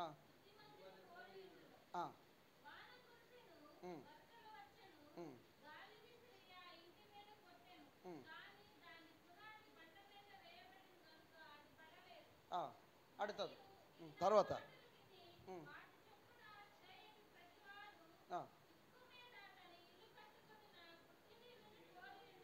ఆమేన్. మేన్. స్తోత్రం. ఈ వచనത്തിനാണ് ഞാൻ ദൈവത്തെ സ്തുതിക്കുന്നു. ఈ వాక్యాన్ని బట్టి నేను దేవుని స్తుతిస్తున్నాను. അപ്പൊ ബുദ്ധിയുള്ള കന്യകമാർ ആരാണെന്ന്, ബുദ്ധി ഇല്ലാത്തവരാണ് ആരാണെന്ന് ഇവിടെ അതിന്റെ എക്സ്പ്ലനേഷൻ തന്നിരിക്കുക. బుద్ధి కలిగిన వాళ్ళు ఎవరు, బుద్ధి లేని వాళ్ళు ఎవరు అనే దానికి వివరణ మత్తయి సువార్త 7వ అధ్యాయంలో ఇచ్చారండి. ആമേൻ. നമ്മുടെ ബുദ്ധി ഇതിന്റെ അകത്ത് ഉപയോഗിക്കണ്ട. మనము ఇందులో మన సొంత బుద్ధి ఉపయోగించకూడదు. വചനത്തെ തന്നെ എക്സ്പ്ലെയിൻ ചെയ്തു തരും. వాక్యము వాక్యాన్ని వ్యాఖ్యానిస్తుంది. അപ്പോൾ ഇവിടെ പറഞ്ഞിരിക്കുന്ന എന്റെ ഈ വാക്കുകളെ കേട്ട്, ఈ నా మాటలు విని ചെയ്യുന്നവർ, విని దాని ప్రకారము జరిగించువారు, చేసేవారు, അവരാ ബുദ്ധിമാന്മാർ, వాళ్ళు బుద్ధిమంతులు. അപ്പോഴേ ഒരു క్వశ్చన్ വരുന്നുണ്ട്. అప్పుడు ఒక ప్రశ్న మనలో, ഏത് వాക്കുകൾ, ఏ మాటలు? ఏమండి? ఈ నా మాట విని అంటే ఏ మాట? അപ്പൊ പറയും ഈ വാക്കുകൾ, ఈ నా మాటలు. ഏത് വാക്കുകൾ? ఏ మాటలు? 5, 6, 7 అధ్యాయങ്ങൾ. ఆమె మలమేൽ ഇരുന്നുകൊണ്ട് కర్తావు പറഞ്ഞ వాక్కుകൾ అనగా మత్తయి సువార్త 5వ అధ్యాయము, 6వ అధ్యాయము, 7వ అధ్యాయములో కొండ మీద ప్రసంగములో యేసు ప్రభు చెప్పిన మాటలు. ఆమె വചനം മുഴുവനായിട്ട് അതിൻ്റെ അകത്ത് വരുന്നുണ്ട്. പക്ഷെ പ്രത്യേകിച്ച് കർത്താവ് പറയുന്നത് ഈ വാക്കുകൾക്ക് ആസ്പദമായി നിങ്ങൾ കേട്ടിട്ട് അത് ജീവിതത്തിൽ കൊണ്ടുവന്നാൽ നിങ്ങൾ ബുദ്ധിമാന്മാരാ. 3 అధ్యాయాల్లో 100కు పైగా వచనాల్లో దేవుని మాటలు ఉన్నప్పటికీ కూడా ఈ నా మాటలు విని అని చెప్పబడింది బుద్ధిమంతుడి గురించి రాయబడింది. ഒരു ക്രിസ്തീയ ജീവിതത്തിന്റെ അടിസ്ഥാനം മത്തായി 5:6-7 അതാ അടിസ്ഥാനം. ఒక క్రైస్తవుని యొక్క పునాది లాంటిది మత్తయి సువార్త 5, 6, 7 అధ్యాయాలు. നമ്മളൊക്കെ പറഞ്ഞേക്ക എന്തുവാ? మనం ఏమనుకుంటామంటే മാനസാന്തരപ്പെടണം, మారు మనసు పొందాలి, സ്നാനപ്പെടണം, బాప్తిజం పొందాలి, ആമേൻ, అభిషేകം പ്രാപിക്കണം, పరిశుద్ధాత్మ అభిషేకం పొందాలి, വേർപാട് ఆచరించడం, ఇంకా ప్రత్యేకంగా ఉండాలి, అపోస్తల ఉపదేశం നോക്കണം, అపోస్తుల యొక్క ఉపదేశములో నిలవాలి, കൂട്ടായ്മ ఆచరించడం, ఆ సహవాసాన్ని కలిగి ఉండాలి, പ്രാർത്ഥിക്കണം ప్రార్థించాలి. എന്ന ఉపదేశത്തിൽ മാത്രം നട്ടം തിരിഞ്ഞിരിക്കുന്നവർ. ఈ 7 విధాలైనటువంటి ప్రాథమిక సిద్ధాంతాల్లో మనం నాటబడి ఉంటాం, ఫిక్స్ అయిపోయి ఉంటాం. ഇനി സ്നാനപ്പെട്ട് കഴിഞ്ഞാൽ ఇంకా బాప్తిజం పొందిన తర్వాత അടുത്ത ടാർഗറ്റ് ഒന്ന് മരിക്കണം. ఇక బాప్తిజం పొందిన ఇక సత్య బాగుండు, పర్లేదు, నేరుగా పరలోకం పోతాం కదా అనే ఫీలింగ్ లో ఉంటాం మనం. హల్లెలూయా, మరిచా మది, నేను మరిచి സ്വർഗ്ഗത്തിൽ പോകണം, ఇక నేను బాప్తిజం తీసుకున్నాను, చచ్చిపోయినా పర్లేదు అనే ఫీలింగ్. ഇതല്ലാതെ വേറെ ഏതെങ്കിലും എയിം ഉണ്ടോ ജീവിതത്തിന്റെ അകത്ത്? జీవితంలో ఇది తప్ప వేరే లక్ష్యం ఏమన్నా ఉందా అండి నరేష్ గారు? ആമേൻ. స్తోత్రం. നിന്റെ ജീവിതം മത്തായി 5:6-7 അധ്യായത്തിൽ കർത്താവ് പറഞ്ഞ വാക്യത്തിൽ അടിസ്ഥാനപ്പെട്ടിട്ടുണ്ടോ? నీ జీవితము మత్తయి సువార్త 5, 6, 7 అధ్యాయాల్లో చెప్పబడిన వాక్యాలని ఆధారంగా చేసుకొని ఉందా రాజీ గారు? ഹല്ലേലൂയ. హల్లెలూయా. ഇന്ന് രാത്രിയിൽ പോയി, ఈ రాత్రి మీరు ఇంటికి వెళ్ళి, ഇവിടുന്ന് പോയി കഴിഞ്ഞിട്ട് ఈ రాత్రి మీటింగ్ అయిపోయిన తర్వాత మీరు ఇంటికి వెళ్తారు చూడండి. ഇവിടെ വായിക്കണ്ട, അവിടെ പോയി വായിച്ചാൽ മതി. మీరు ఇక్కడేం చదవద్దు, మొబైల్లో మీరు ఇంటికి వెళ్ళిన తర్వాత కాస్త సీరియల్లో లేకపోతే సినిమాలు రీల్స్ అవి చూడకుండా కాసేపు ఈ 3 అధ్యాయాలు చదవండి. ചിലർക്ക് ദൈവത്തിന്റെ സന്നിധിയിൽ വന്നു കഴിഞ്ഞാൽ కొంతమందికి దేవుని సన్నిధానానికి వస్తే നല്ല ഉറക്കം വരുന്നത്, కొంతమందికి బాగా నిద్ర వచ్చేస్తుంది. ആമേൻ. ചിലർക്ക് బైబిల్ വായിക്കേണ്ട ദൈവസന്നിധിയിൽ വന്നു കഴിഞ്ഞിട്ട് కొంతమంది వాళ్ళు ఇంట్లో బైబిల్ చదవరు, వాళ్ళు కూర్చుని దగ్గర నుంచి బైబిల్ సీరియస్ ഇവിടെ ഭയങ്കര సీరియస్ ആയിട്ട് బైబిల్ వాయిക്കും. కొంతమంది ఉన్నారు, ఇక్కడ కాదులేండి, కేరళలో సంగతి చెప్తున్నారు, ഇവിടെ వాళ్ళు వచ్చిన దగ్గర నుంచి బైబిల్ చదువుకోవడమే. സന്തോഷ് പാസ്റ്റർ പറഞ്ഞ കറക്റ്റാ, ഞാൻ നിങ്ങളെ കുറ്റപ്പെടുത്താനല്ല ഇവിടെ మీ വന്നത്. ഞാൻ ఆంధ్ర వాళ్ళ കേരളക്കാരെ గురించి నేను ఏం మీ ఆంధ్ర వాళ్ళు అద్భుతమైన వాళ్ళు అండి, కేరళ వాళ్ళ సంగతి చెప్తున్నాడు ఆయన. ഇവിടുത്തെ ആൾക്കാർ നല്ലവരാ.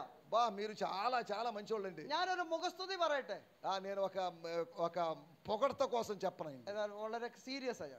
ఒక చిన్న విషయం, ഞാൻ గంభీరమైన.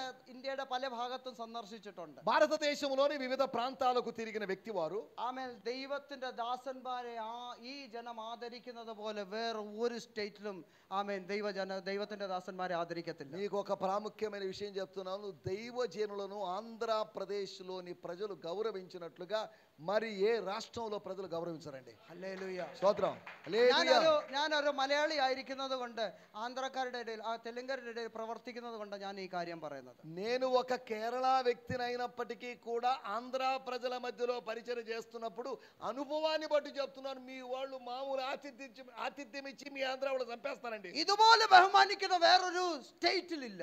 ఎంత సేవకులు అంటే మా నెల్లూరు సంఘము లేకపోతే ఈ ఆంధ్రప్రదేశ్లోని ప్రజలు మామూలు గౌరవం కాదు, ప్రాణాలు అర్పించేస్తారు మీరు. ഹല്ലേലൂയ. അതുകൊണ്ട് വലിയൊരു ഡിസഡ്വാൻറ്റേജും ഉണ്ട്. దానివల్ల ఇంకో సమస్య కూడా ఉంది. ദൈവദാസൻ എന്ത് പറഞ്ഞാലും അന്ധമായിട്ട് വിശ്വസിക്കുന്ന ജനം. సమస్య ఏంటంటే ఇంకా పాస్టర్ గారు అంటే దేవుడు దేవతతో సమానం, ఇంకా ఆయన చెప్తే అదే ఫైనల్ అంతే. ഹല്ലേലൂയ. హల్లెలూయా. അതുകൊണ്ട് ഇവിടുത്തെ ദൈവദാസന്മാരെ ശരിക്കും ഞാൻ കശാപ്പ് ചെയ്യും. అందుకొనకే ఇక్కడున్న పాస్టర్ల గారిని బాగా తోముతుంటా నేను. ആമേൻ. ജനത്തോട് ഞാൻ അധികം പറയത്തില്ല, నేను ప్రజలను ఉద్దేశించి పెద్ద చెప్పను నేను. പക്ഷേ విశ్వాసం ഈ ജനത്തെ നിങ്ങൾ ചതിക്കരുത്.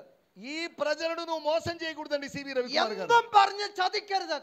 കണക്ക് ബോധിപ്പിക്കേണ്ടി വരും. నువ్వు లెక్క అప్పగించవలసిన వాడిగా ఉన్నావు. పాస్టర్లారా, దైవజనులారా, ഇവിടെ നിനക്ക് എല്ലാവരും ഫേവർ ആണെങ്കിൽ, നിന്റെ കൂടെ മസിൽ പവറും ആ പവറും ഉണ്ടെങ്കിലും, അല്ലെങ്കിൽ നിനക്ക് നല്ല വാക്ചാതുര്യം ഉണ്ടെങ്കിലും, കർത്താവിന്റെ സന്നിധിയിൽ നിൽക്കേണ്ടവനാ, നീ ഒറ്റയ്ക്ക് നിൽക്കേണ്ടവനാ. ഓർത്തോ, ఇక్కడ చాలా మనుష్య బలము, అండ బలము లేకపోతే అండ ఉంటే ఉండొచ్చు, కానీ ఒక్కరోజు దేవుని ఎదుట లెక్క చెప్పవలసిన వాడిగా నిలబడవలసిన వాడి. ഹല്ലേലൂയ. ഞാനൊരു ദൈവദാസനായ ഭയത്തോടെയാ ഈ കാര്യം പറയുന്നത്. నేను ఈ మాటలు దైవజనుడిగా భయంతో చెప్తున్నాను అంటున్నారండి పుష్పరాజయ్య గారు. ആമേ. നമുക്ക് ക്വാണ്ടിറ്റി കിട്ടിയെന്തെങ്കിലും അവരുടെ ക്വാളിറ്റി മെയിൻറ്റെയിൻ ചെയ്യാൻ നമ്മുടെ ഉത്തരവാദിത്വം. అదే సమయంలో చాలా మంది వచ్చేసారు, చాలే అని పొంగిపోతుంటే క్వాంటిటీ గురించి ఆలోచిస్తాం, క్వాలిటీ గురించి మనం ఆలోచించాం. ഹല്ലേലൂയ. హల్లెలూయా. ആമേൻ. ഇവിടെ ഞാൻ മമ്മിയോട് സംസാരിക്കുകയായിരുന്നു.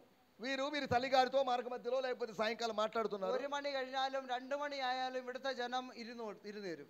1 గంట అయినా 2 గంటలైనా ఏం భక్తో ఏంటో మరి అలాగే కూర్చుంటారండి. പക്ഷെ കേരളത്തിൽ 5 മിനിറ്റ് ഒന്ന് കൂടിക്കേ. కేరళలో అలా కాదు, ఒక 5 నిమిషాలు ఎక్కువైందని వాళ్ళు వెళ్ళిపోతారు అంతే. ആമേൻ. 12:30 കഴിഞ്ഞ് കഴിഞ്ഞാൽ 5 മിനിറ്റ് കഴിയുമ്പോഴത്തേനും ആൾക്കാർ വാച്ച് തുടങ്ങിയിട്ട് ഹല്ലേലൂയ എഴുന്നേക്കാൻ തുടങ്ങും. 12:30 దాటింది అనుకోండి కేరళ క్రైస్తవులు, ആമേൻ, చూసుకొని హల్లెలూయా స్తోత్రం అని లేచి నిలబడతారు. ഒരിടത്ത് 3 ദൈവദാസന്മാർ ഒരു സഭയിൽ പോയി.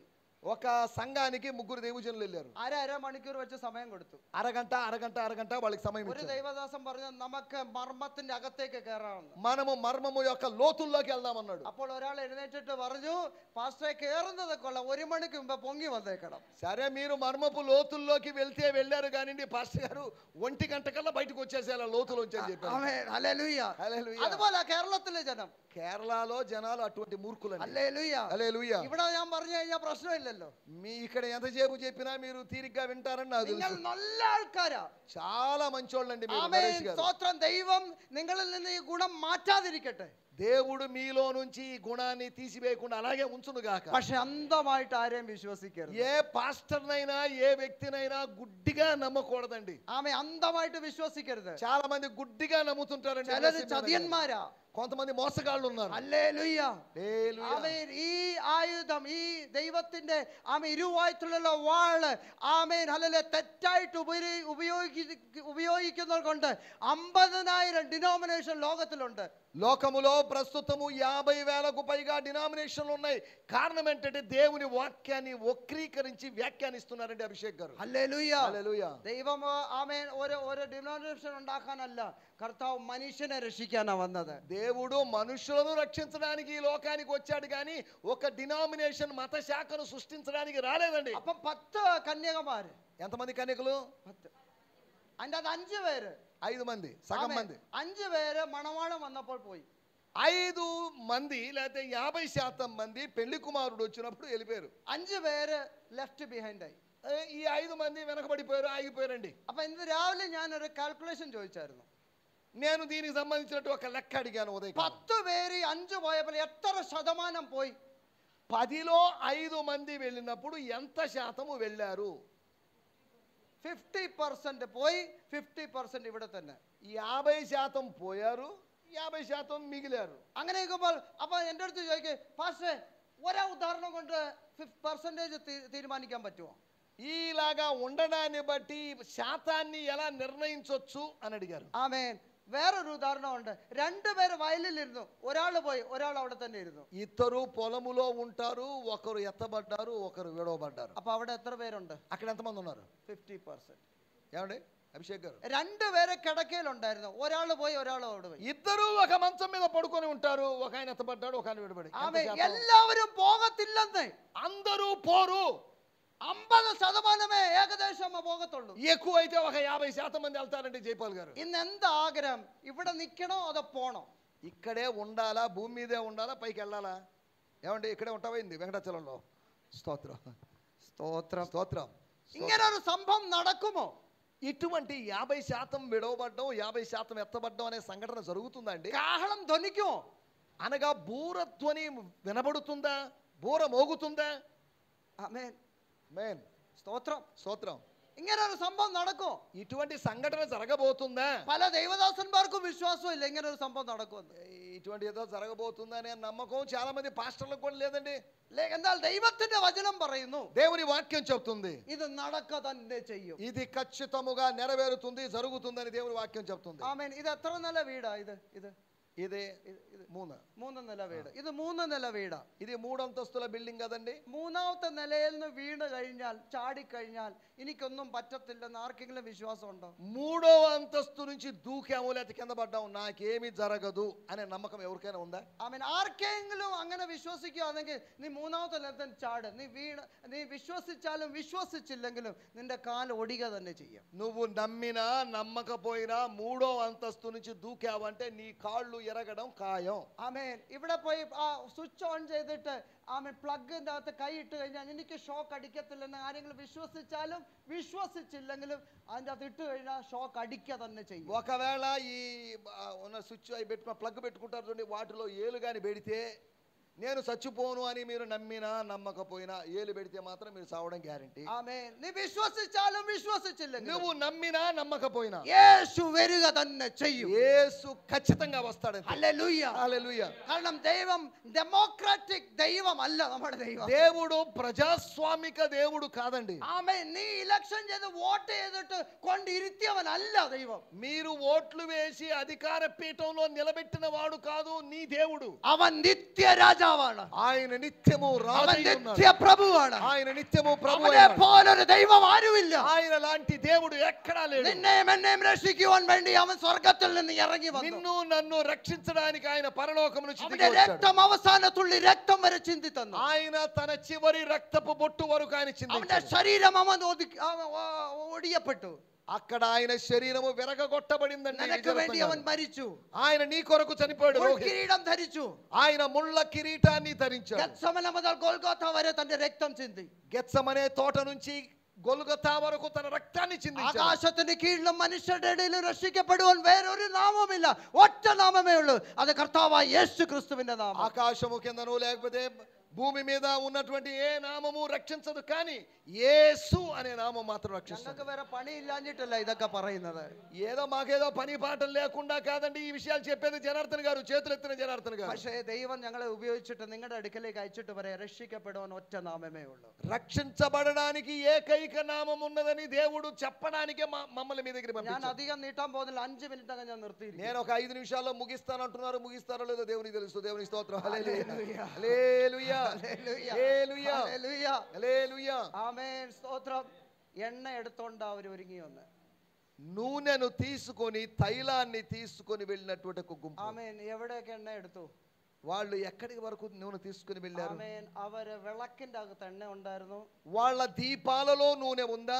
പാത്രത്തിന്റെ അകത്തും എണ്ണ ഉണ്ടായിരുന്നു. వారి సిద్ధెలలో కూడా నూనె ఉంది. പരിശുദ്ധാത്മാവ് ആത്മാവിൽ മാത്രമല്ലായിരുന്നു. పరిశుద్ధాత్ముడు ఆత్మలో మాత్రమే కాదు, ആമേൻ. പരിശുദ്ധാത്മാവ് അവരുടെ ദേഹി മണ്ഡലത്തിലും ശരീരത്തിലും കാര്യം ചെയ്തുകൊണ്ടിരുന്നു. వారి యొక్క ప్రాణాత్మ దేహములలో కూడా పరిశుద్ధాత్ముడు పని చేశాడు అని అర్థం చేసుకోవాలండి. അഭിഷേകം പ്രാപിച്ച ദൈവ പൈതലേ, అభిషేకాన్ని పొందుకున్న దైవజనులారా, ആമേൻ. ആത്മാവിൽ മാത്രം ഒതുങ്ങിയിരിക്കാനല്ല പരിശുദ്ധാത്മാവ്. ఆత్మలో మాత్రమే పరిమితం కావడానికి కాదు పరిశుద్ధాత్ముడు మిమ్మల్ని നിന്റെ పిలిచింది. സോൾറലത്തിന്റെ അകത്തും പരിശുദ്ധാത്മാവ് ഇറങ്ങണം. నీ జీవితంలోని అన్ని రంగముల్లోకి పరిశుద్ధాత్ముడు, നിന്റെ ഓരോ അവയവങ്ങളിലേക്കും പരിശുദ്ധാത്മാവിന്റെ ശക്തി ഇറങ്ങണം. నీ శరీర అవయవంలోకి పరిశుద్ధాత్మ శక్తి దిగాలండి. നിന്റെ പാപം അല്ലല്ലേ, നിന്റെ അവയവങ്ങളിൽ പാപം വസിക്കുന്നിടത്തെല്ലാം പരിശുദ്ധാത്മാവ് ഇറങ്ങി അല്ലല്ലേ ദൈവത്തിന്റെ പ്രവൃത്തി നിന്റെ അവയവങ്ങളിലേക്ക് വ്യാപരിക്കണം. దేవుని యొక్క కార్యములు, దేవుని యొక్క శక్తి పాపములు చేసేటువంటి నీ అవయవంలోకి ప్రవేశించాలి. ദൈവത്തിന്റെ വചനം പറയുന്നു, നിന്റെ അവയവങ്ങളിൽ പാപം വസിക്കുന്നത് കൊണ്ട് ആമേൻ ഇച്ഛിക്കാത്തത് നീ ചെയ്യുന്നു. రోమాపత్రిక 7వ అధ్యాయంలో చెప్పినట్లుగా నా శరీరమందు, నా అంతరంగమందు పాపము నివసించినందున మేలు చేయాలనుకున్నప్పటికీ మేలు చేయలేకపోతున్నాను നിന്റെ అన్నాడు. ഓരോ അവയവങ്ങളിലേക്കും പരിശുദ്ധാത്മാവ് నీ വരണം. శరీర భాగముల్లోకి పరిశుద్ధాత్మ శక్తి దిగాలి. ആത്മാവിന്റെ നിയന്ത്രണത്തിലേക്ക് വരണം. పరిశుద్ధాత్మ నియంత్రణలోకి మనం రావాలి. എല്ലാവരും എഴുന്നേറ്റ് നിന്നാട്ടെ. అందరము లేచి నిలబడదామండి. ഹല്ലേലൂയ. హల్లెలూయా, హల్లెలూయా, హల్లెలూయా. നിന്റെ പാത്രത്തിന്റെ അകത്ത് എണ്ണ ഇറങ്ങണം. నీ గిన్నెలో, నీ దీపములో నూనె ఉన్నదా? ആമേ. സ്പിരിറ്റിൽ മാത്രമല്ല, నీ ఆత్మలో మాత్రమే നീ కాదు. അഭിഷേകം പ്രാപിച്ച ദൈവ പൈതല, నీవు అభిషేకం పొందిన దేవుని బిడ్డవి. ആമേ. നീ അന്യഭാഷ സംസാരിക്കുന്ന ദൈവ പൈതല, నీవు అన్య భాష మాట్లాడే దేవుని బిడ్డవి. അവിടെ മാത്രം ഒതുങ്ങാനുള്ളതല്ല. అక్కడ మాత్రము ఉంటే చాలదు. നിന്റെ അവയവങ്ങളിലേക്ക് പരിശുദ്ധാത്മാവിന്റെ എണ്ണ ഒഴുകണം. నీ యొక్క అవయవంలోకి పరిశుద్ధాత్మ తైలము ప్రవహించాలి. നിന്റെ കണ്ണിലേക്കും നിന്റെ കാതുകളിലേക്കും നിന്റെ കരങ്ങളിലേക്കും നിന്റെ കാലുകളിലേക്കും ആ ഓരോരോ അവയവങ്ങളിലേക്കും ദൈവ സാന്നിധ്യം ഇറങ്ങണം. నీ కన్నులలోకి, నీ చెవులలోకి పరిశుద్ధాత్మ శక్తి దిగి రావాలి. ഹല്ലേലൂയ, హల్లెలూయా. അങ്ങനെ തൈലം ഇറങ്ങിയാൽ, అలా తైలము వచ్చినట్లయితే ആമേൻ, ആ തൈലം നിന്നെ കർത്താവിന്റെ വരവിന് വേണ്ടി ഒരുക്കും. ఆ తైలము ప్రభు యొక్క రెండవ రాకడ కొరకు నిన్ను సిద్ధపరుస్తుంది. നീ ചർച്ചിൽ പോകുന്ന ദൈവ പൈതല, మీరు మందిరానికి వెళ్ళే దేవుని బిడ్డ, ദശാംശം കൊടുക്കുന്ന ദൈവ പൈതല, నీవు దశమ భాగం ఇచ్చే దేవుని బిడ్డ, നീ രക്ഷിക്കപ്പെട്ട ദൈവ പൈതല, నువ్వు రక్షించబడిన దేవుని బిడ్డ, നീ വെള്ളത്തിൽ സ്നാനപ്പെട്ട ദൈവ പൈതല, నువ్వు నీటిలో బాప్తిసం పొందుకున్న దేవుని బిడ్డ. ഇനി എനിക്ക് മരിച്ചിട്ട് സ്വർഗത്തിൽ പോകാമെന്ന് പറഞ്ഞുകൊണ്ട് എയിമിലിരിക്കരുത്. నేను చచ్చిపోయిన తర్వాత పరలోక రాజ్యం వెళ్తాను అనేటువంటి ఆలోచనలతో ఉండొద్దు. പക്ഷെ നിന്റെ അവയവങ്ങളിലേക്ക് ദൈവശക്തി ഇറങ്ങണം. నీ అవయవంలోకి దేవుని శక్తి దిగి రావాలి. നിന്റെ നോട്ടത്തിൽ ദൈവശക്തി ഇറങ്ങണം. నీ చూపుల్లోకి దేవుని శక్తి దిగాలి. നിന്റെ കേൾവിയിൽ ദൈവശക്തി నీ ഇറങ്ങണം. వినికిలోకి దేవుని శక్తి రావాలి. നിന്റെ നടക്ക ചേഞ്ച് ആകണം. నీ యొక్క నడక మారాలి. നിന്റെ പ്രവർത്തികൾക്ക് ദൈവശക്തി నీ ഇറങ്ങണം. క్రియలలో దేవుని శక్తి దిగి రావాలి. ഇതുവരെ പാപത്തിന്റെ അവയവമായിരിക്കുന്ന നിന്റെ അവയവങ്ങൾ ఇప్పటి వరకు పాప అవయవములుగా ఉన్నటి నీ శరీర అవయవములు నీతికి ആമേൻ. సాధనములుగా അവിടെല്ലാം ദൈവത്തിന്റെ തൈലം ഇറങ്ങണം. అక్కడంతా దేవుని తైలము పరిశుద్ధాత్మ తైలము എന്നാൽ దిగాలి. നീ അനുവദിച്ചാൽ മാത്രമേ അത് നടക്കുകയുള്ളൂ. అది నీవు అనుమతిస్తే మాత్రమే జరుగుతుంది. എങ്ങനെയും ജീവിക്കുവാനല്ല ദൈവം നമ്മളെ കുറിച്ച് ആഗ്രഹിക്കുന്നത്. ఎలాగైనా జీవిస్తాం, మా ఇష్టం అని జీవించడానికి దేవుని ദൈവത്തിന്റെ పిలుపు. വചനം പറയുന്നു ജയിക്കുന്നവൻ പ്രതിഫലമുണ്ട്. దేవుని వాక్యములో రాయబడిన జయించువాడు, അങ്ങനെ- జయించువాడు. അങ്ങനെ നിങ്ങൾ എത്ര പേർക്ക് താല്പര്യമുണ്ട്? ఎంత మందికి ఆశగా ఉన్నది? കർത്താവ് എന്റെ അവയവങ്ങളിലേക്ക് ദൈവ സാന്നിധ്യം. ప్రభువా నా అవయవములోకి నీ శక్తి దిగి రావాలి. ആമേൻ. ശബര ഹന്തര ജരക Yes Lord, yes ശബര Lord. വലഹതര Hallelujah. ജരാഖൽ అందరం అలాగే വർക്കല ప్రార్థనలో ఉందాం. വലവദര. అందరం ആമേൻ. എന്റെ ప్రార్థనలో ఉందాం. പാത്രത്തിലേക്ക് ദൈവശക്തി ഇറങ്ങണം. నీ గిన్నెలోకి లేకపోతే నీ దీపములోకి నూనె దిగి రావాలి. ആമേൻ. എന്റെ പാത്രം ശുദ്ധീകരണത്തിലേക്ക് ഞാൻ ഏൽപ്പിച്ചു തരുന്നു. నీ యొక్క లేకపోతే సిద్ధలు శుద్ధీకరణలోకి എന്റെ నడిపించబడాలి. തൈലം ഇറങ്ങി ശുദ്ധീകരിക്കണം. నీ పరిశుద్ధాత్మ తైలము దిగి వచ్చి నేను ആമേൻ. శుద్ధీకరించాలి. എത്ര പേർക്ക് താല്പര്യമുണ്ട്? ఎంత మందికి దీని గురించి ఆశ ఉన్నది? ഏൽപ്പിച്ചു കൊടുത്താട്ടെ. ప్రభు చేతికి అప్పగించుకోండి. ഏൽപ്പിച്ചു കൊടുത്താട്ടെ. ప్రభు చేతికి అప్పగించుకోండి. നീ ആരായാലും నువ్వు ఎవరైనా కావచ్చు, ആമേ ആത്മാവിന് വിധേയപ്പെട്ട് పరిశుద్ధాత్మకు లోబడుతూ കർത്താവിനോട് പറയുക, എന്റെ അവയവങ്ങളിലേക്ക് ദൈവശക്തി ഇറങ്ങട്ടെ. ప్రభువా నీ నా అవయవంలోకి నీ శక్తి దిగి రావాలని ప్రార్థిస్తాం. ശഖരമൽ ഹംദര ജര అందరం ప్రార్థనలో ఉందాం. ശഖരമൽ ഹംദര స్తోత్రం. ജരകസി. హల్లెలూయా, ఆమేన్, హల్లెలూయా, హల్లెలూయా. హల్లెలూయా. വചനം കേൾക്ക മാത്രമല്ല, దేవుని మాటలు వినడం మాత్రమే కాదు, നല്ലതെന്ന് പറഞ്ഞിട്ട് പോകാനല്ല. బానే చెప్పాడు వాక్యం అని అనడం కాదు. ആമേൻ. ഈ വചനം എന്റെ ഹൃദയത്തിനുള്ള ക്രിയ ചെയ്യണം. ఈ వాక్యము నీ హృదయములో కార్యము ഈ జరిగించాలి. ഇരുവായ്ത്തിലുള്ള വാൾ എന്റെ ഹൃദയത്തിൽ ജീവിതത്തിൽ ക്രിയ ചെയ്യണം. ఈ రెండంచులు కలిగిన ఖడ్గము నీ హృదయములోకి నీ ఆత్మలో కార్యము చేయాలి. ആമേൻ. ഏൽപ്പിച്ചു കൊടുത്താട്ടെ. మనల్ని మనం ప్రభు చేతికి సమర్పించుకుందాం. ഈ వചനത്താൽ ദൈവം നിങ്ങളെ ఈ അനുഗ്രഹിക്കട്ടെ. మాటల ద్వారా దేవుడు మిమ్మల్ని అందరినీ దీవించునుగాక. హల్లెలూయా, హల్లెలూయా, హల్లెలూయా. ఈ సమయంలో ప్రార్థన చేసుకుందాం. మన మధ్యలో ఉన్నటువంటి పాస్టర్ డి విజయరత్నం గారు మనల్ని ప్రార్థనలు